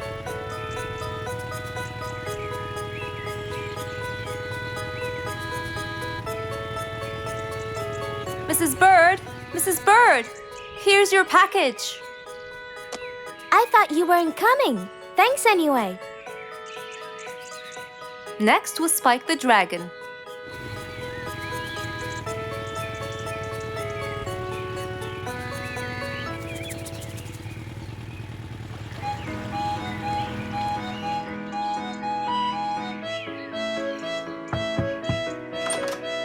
Here's your package.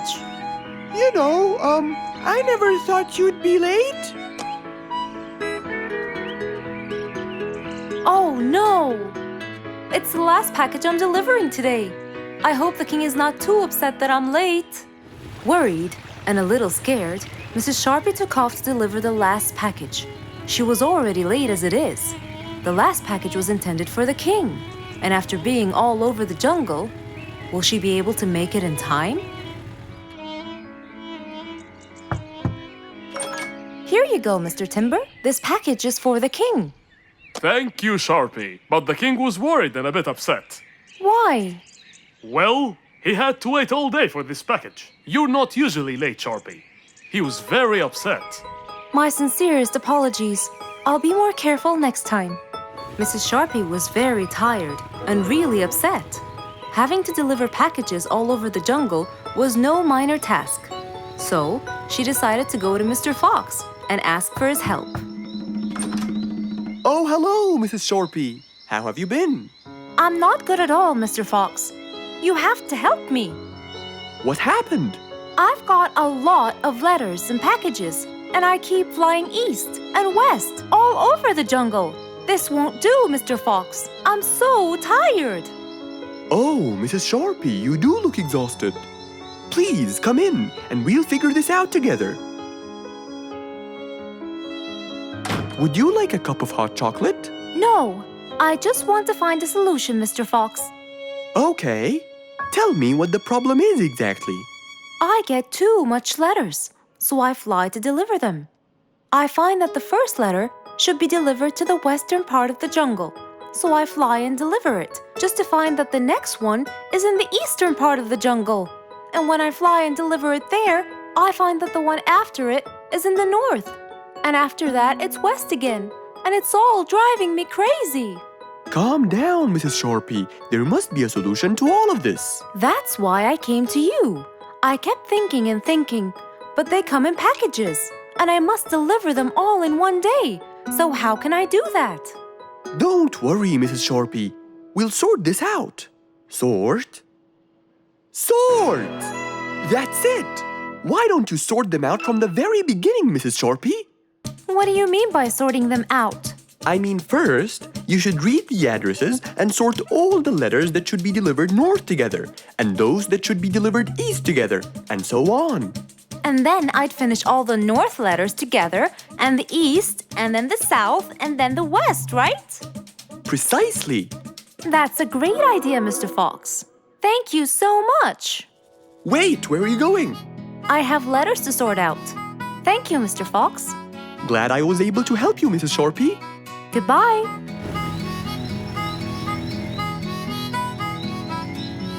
Happy with the solution she got, Mrs. Sharpie took off and looked forward to a new day with her new planned plot.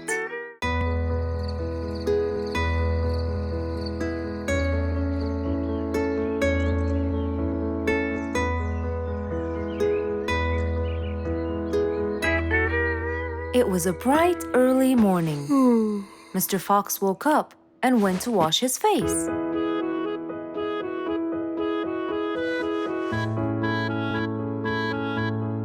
Since he was feeling a little hungry, he went to prepare some breakfast. He prepared fruits, some cheese, a fried egg, and some veggies. He looked around for some bread, but couldn't find any. No problem. He'll go to the bakery and buy some. I guess I need to buy some bread from Mrs. Flute's bakery. Then I can have my delicious meal.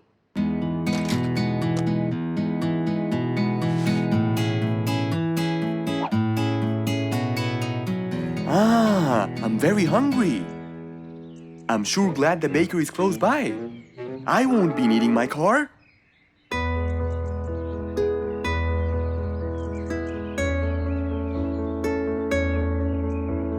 Mr. Fox decided to walk to the bakery.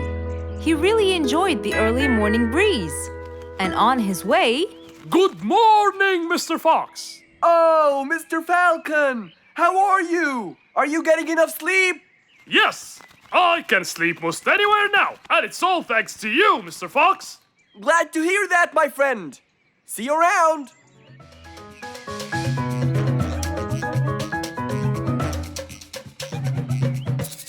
When Mr. Fox finally reached Mrs. Flute's bakery, he found a long line of customers. He got in line and patiently waited his turn.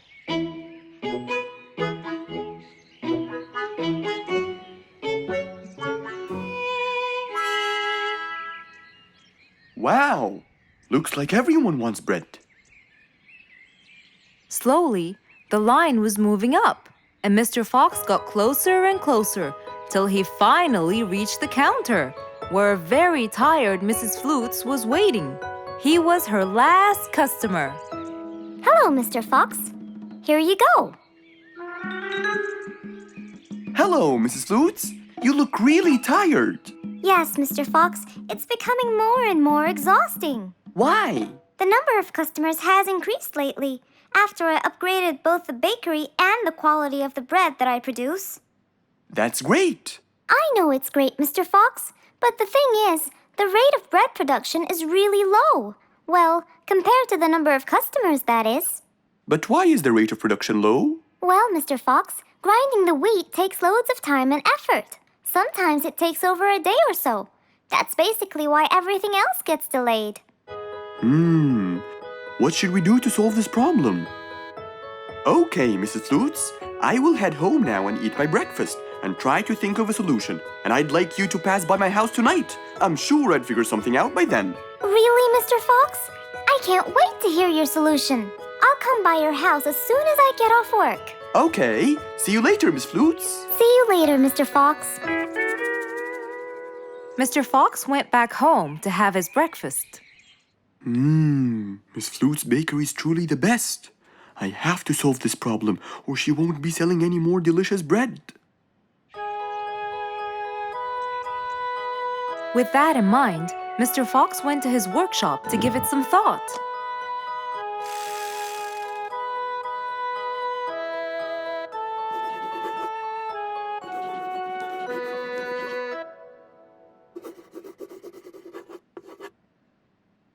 Finally, he had a great idea.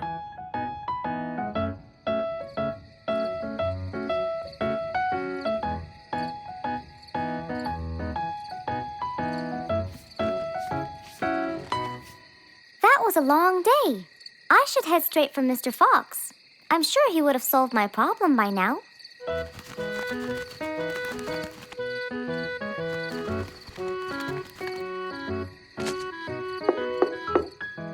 That must be Miss Flutes. Hello, Miss Flutes. Come inside. Hello. Were you able to find a solution to my problem, Mr. Fox? Well, why don't you try this new invention? A new invention for me? That's right. I made it specially for you. That's wonderful. It's a grinding machine to help you grind wheat quickly. Brilliant. But how will it help me? This machine is used to increase the rate of grinding the wheat, which is used to make the bread. So you can use it to grind a whole kilogram in no more than 5 minutes. And with that, the amount of time needed will decrease, and you won't be too exhausted. I'm really grateful to you, Mr. Fox. I have no words to express my gratitude. Friends help each other, Miss Flutes. You're really kind and generous, Mr. Fox. I want you to start using this new device tomorrow, and I will call you to check in every once in a while. Okay, Mr. Fox, I will. I'll be going now. Thank you again. Goodbye, Miss Flutes, and have a good night. And so, Mr. Fox waved goodbye to Mrs. Flutes. Then, he sat on his comfortable sofa. He looked out his window and admired the jungle he lived in for so long. He happily thought to himself, I love helping my friends.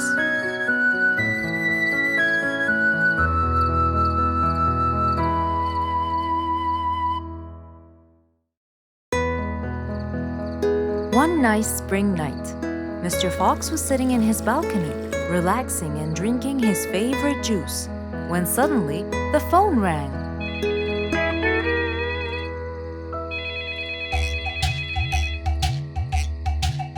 He wondered who would be calling him this time of night.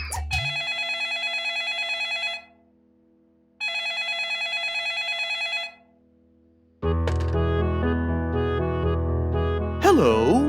Who is it? Mr. Fox, it's Rorik. Your Majesty, how may I help you? Well, Mr. Fox, I'd like you to come to my house early in the morning to discuss something urgent. Of course! I'll be there. After he hung up the phone, Mr. Fox went to sleep. He was supposed to wake up early. He wouldn't want to miss his appointment with the king.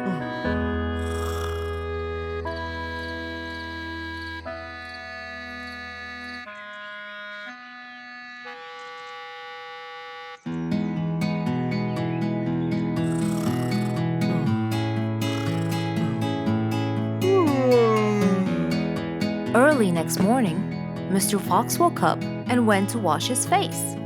After that, he got dressed and was all ready for his appointment with the king. He got into his car and drove off.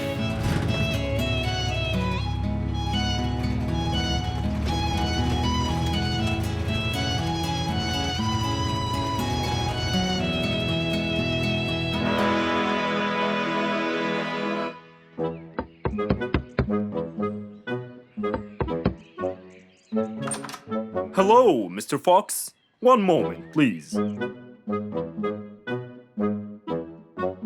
Your Majesty, Mr. Fox has just arrived. May he come in? Of course. Let him in. Come in, Mr. Fox. His Majesty is waiting for you. Good morning, Your Majesty. Hope I'm not late. No. You're always on time. How are you, Mr. Fox? I'm fine. And how's our little Frisky? He's fine. A little mischief every now and then. You can never get him to stay in one place. But thanks to your bracelet, we can always find him. Saved us a lot of trouble. It's my pleasure. So tell me about this urgent matter. As you know, our jungle's population has been increasing lately. Indeed, our population has increased. Yes, but it's getting harder to summon them all to the meeting every time. That's why I called you, Mr. Fox. I need you to figure out a way for me to reach all the animals at the same time. Let me see. I need to think this through. That's okay, Mr. Fox. But please, don't take too much time. Don't you worry, Your Majesty. I will find a solution by tomorrow. As Mr. Fox got into his car to get back home, he thought all the while about the king's request. How could he help the king with his problem? With everything else Mr. Fox has faced, this might be a slightly bigger challenge for him.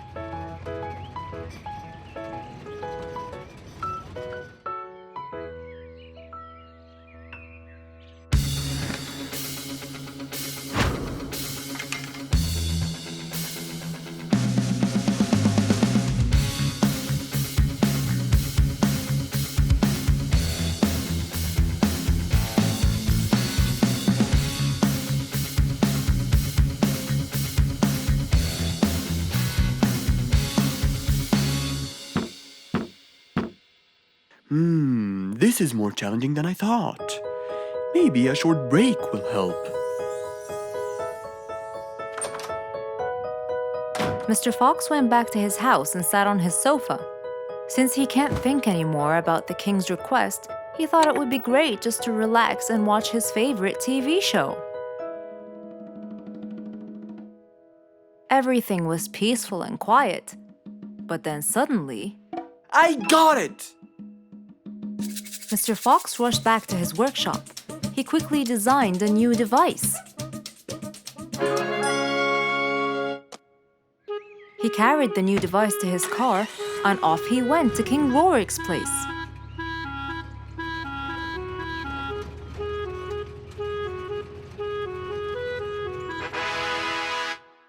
Mr. Fox, I thought you were coming tomorrow. Did you solve my problem? Yes, Your Majesty. This is a solution to your problem. That's great! But what's that, Mr. Fox? This is a megaphone. I made it specially for you. Every time you need to meet the animals, all you have to do is roar into it. Mr. Fox, you're a genius! But be careful. It's powerful.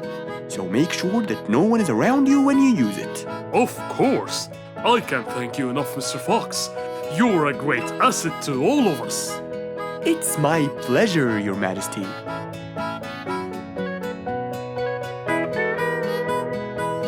Goodbye, Mr. Fox. Mr. Fox got into his car and waved goodbye to the king. He was feeling happy and pleased. The problem was now solved, and he was able to help out a friend once more. It was a beautiful morning. The sun was shining brightly over the jungle. And seeing how nice the weather was, Mr. Fox decided to go for a walk.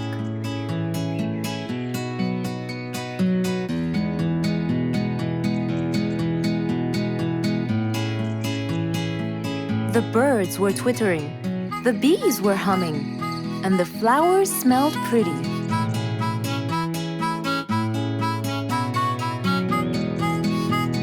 As Mr. Fox was passing by Bingo's house, he saw him doing something really strange.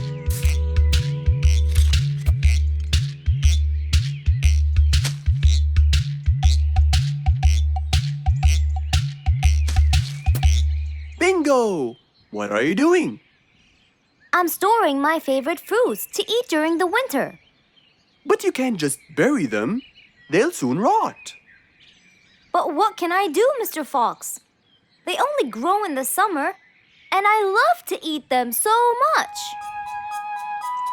Mr. Fox thought about it for a while. What could he do to help Bingo?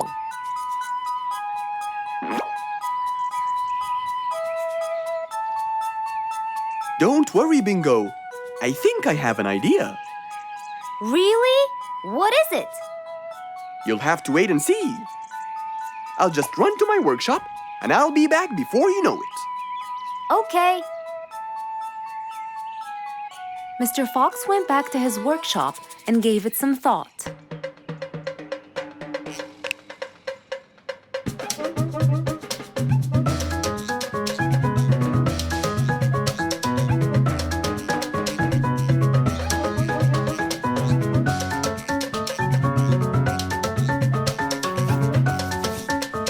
After calculating all the details, he started to gather the things that he needed.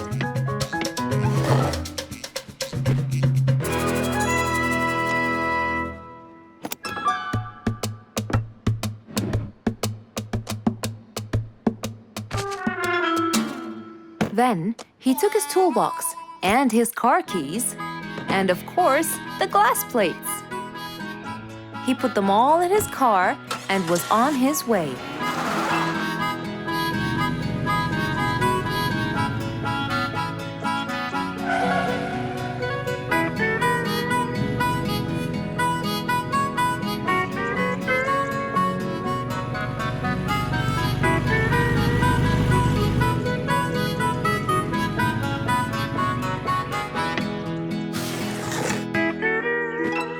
What's all this for? It's a surprise.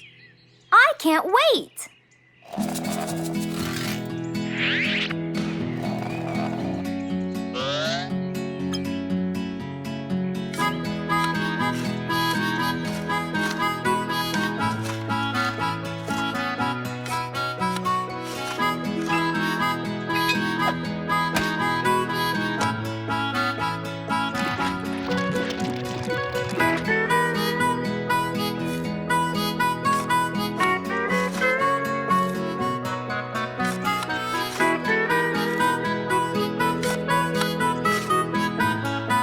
Mr. Fox was almost done, and Bingo was watching him, looking slightly puzzled.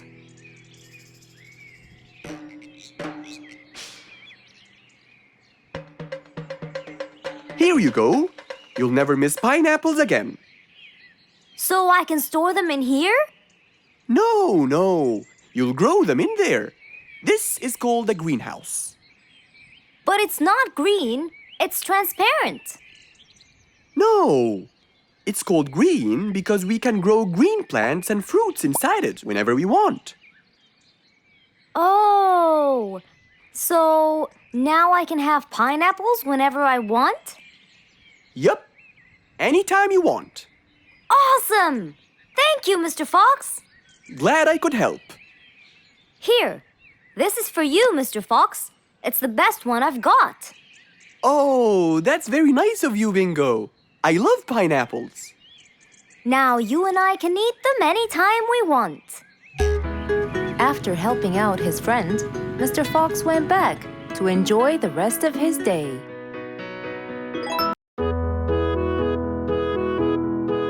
Mr. Fox was known for his kindness in helping others. Everyone went to him for advice, even Woody, the jungle carpenter. After being assigned the task of building a really big ship, he went to Mr. Fox, seeking his wisdom. Mr. Fox listened carefully to what Woody had to say, and in turn, promised to help him.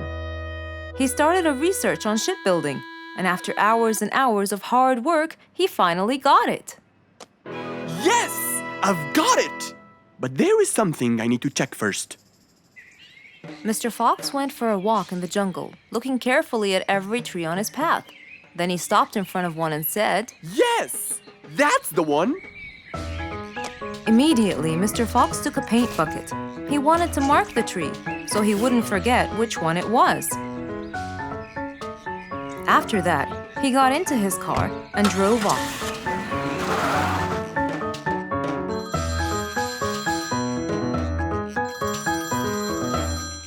When he got home, he called Woody to tell him that he had found the perfect solution to his problem. It only took a few minutes before... Oh, Woody, right on time. Come on, Mr. Fox, tell me.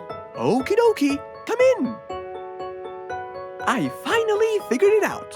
I never doubted you, Mr. Fox. I was sure you'd be the one to help me find an answer to my problem. Oh, don't mention it. Here you go. These are blueprints. They're guidelines that will help you learn how to build a ship easily. Woody started reading the blueprints thoroughly. He knew most of what was written in it, so he looked up and said, It's a lot easier than I thought. Thank you so much, Mr. Fox. Oh, but Mr. Fox, what about the materials that I'll need to build it? Here's a list of all the materials you'll need.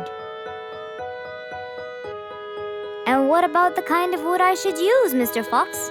I did extensive reading, and I found out that our ancestors were famous for using teak in the process of building ships, as it's really stiff, strong, and it can also be shaped to have wide planks, which would help the ship to withstand the waves of the sea.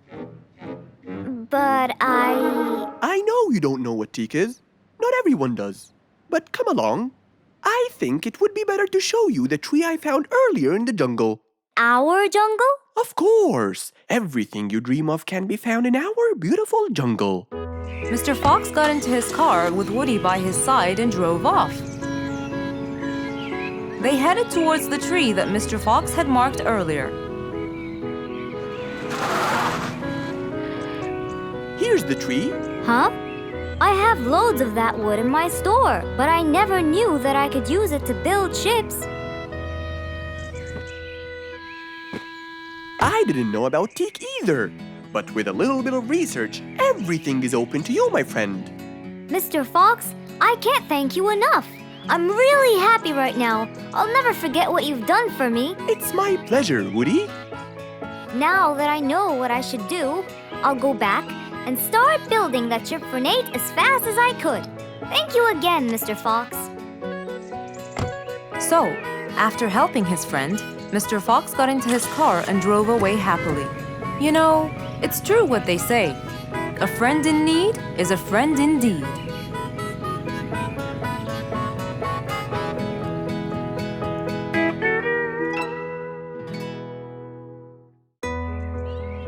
Who can you always count on? They're always there when you're feeling down, ready to draw a smile and remove that frown. They make a bad day so much better, especially if you share toys and play games together.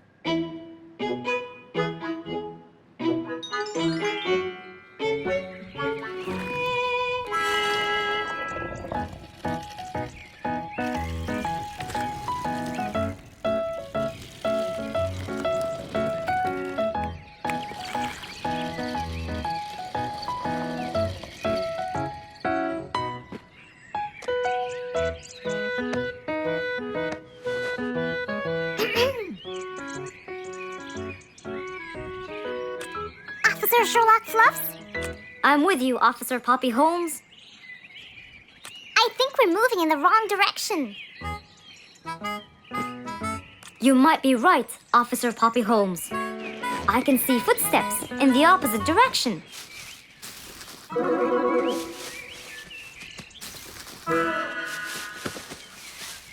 Officer Sherlock Fluffs. I think someone is after me. Run, officer, run!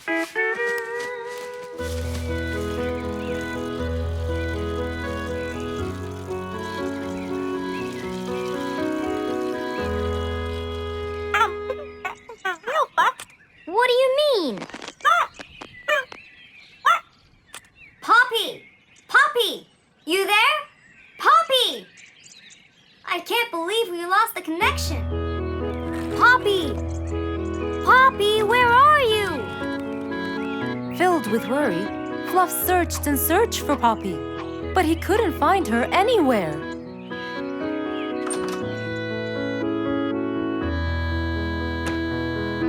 Hey there, Fluffy.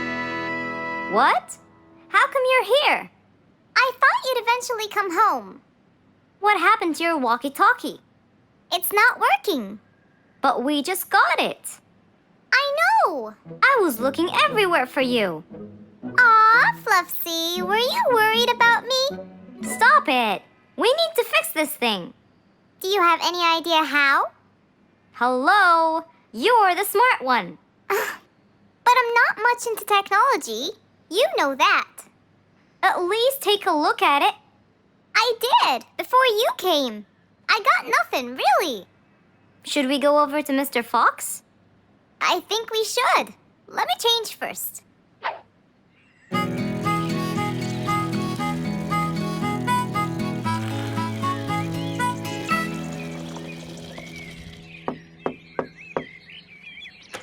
Hello. Hey, Mr. Fox, Poppy broke her walkie-talkie. I so did not. Don't fight, you two. Show me your walkie-talkie. Maybe I'll be able to fix it. Here, but I promise I didn't break it.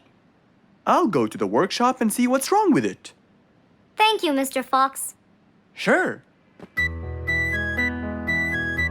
really think I broke it? Why else would it stop working? But I didn't. Well, I kind of think you did. You're unbelievable.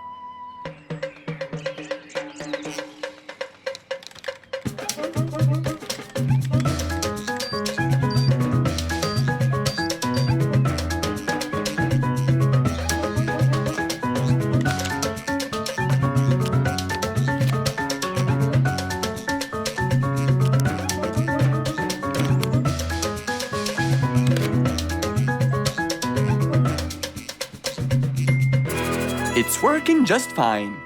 I told you. Well, it wasn't before. I tried it. I know it wasn't, but now it is. See, Poppy, you did break it. And Mr. Fox fixed it. It wasn't broken, Fluffs. It just ran out of batteries. I'm sorry, Pops. Never mind. I was worried about you, though.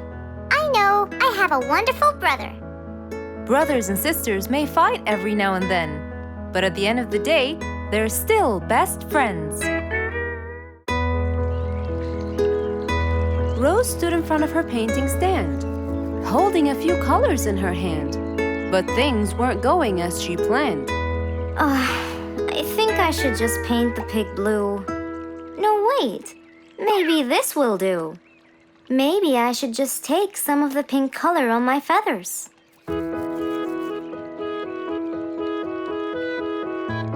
This isn't working. Maybe I should call Mr. Fox. He might have some clue about what I should do.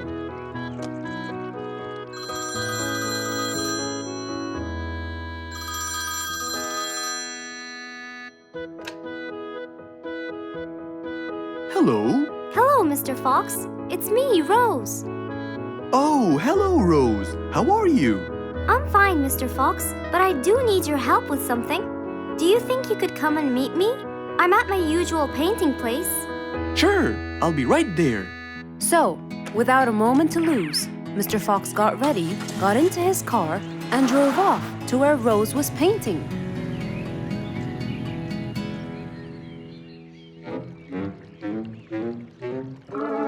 Oh, Mr. Fox.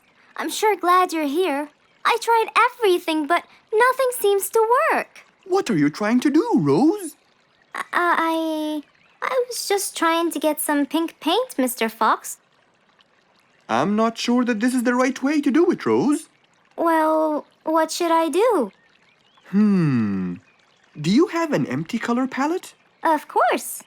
So, what colors do you need? I have red, blue, yellow, black, and white.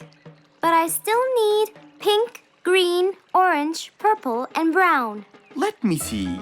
If we take a bit of red and a bit of white, we can make pink. Oh, it's just like magic. How about the other colors? Do you want to try? Why, yes, I would. But which colors do I use? Use your imagination, Rose. I want to try red and blue. Okay. Wow! Now I can paint my violets purple. Do you want to try again? Sure. This time I'll try red and yellow. Nice! Now you have orange. It's beautiful, Mr. Fox. But I'm still missing green. Well, let's see. We still haven't mixed blue and yellow, have we? Right! This is a really cool shade of green. Now you can paint all you want. But, Mr. Fox, what about brown? Right. I almost forgot. Let's try orange and blue. Yes, that's it. I really can't thank you enough, Mr. Fox. Don't worry about it. I really like your painting. You do? Yes! It's quite colorful. Well, thanks to you. Now, whenever you're missing a color, all you have to do is try some together. All the colors that Rose once knew, when mixed together, turned to something new. Pink, purple, orange, and green. Something she had never seen.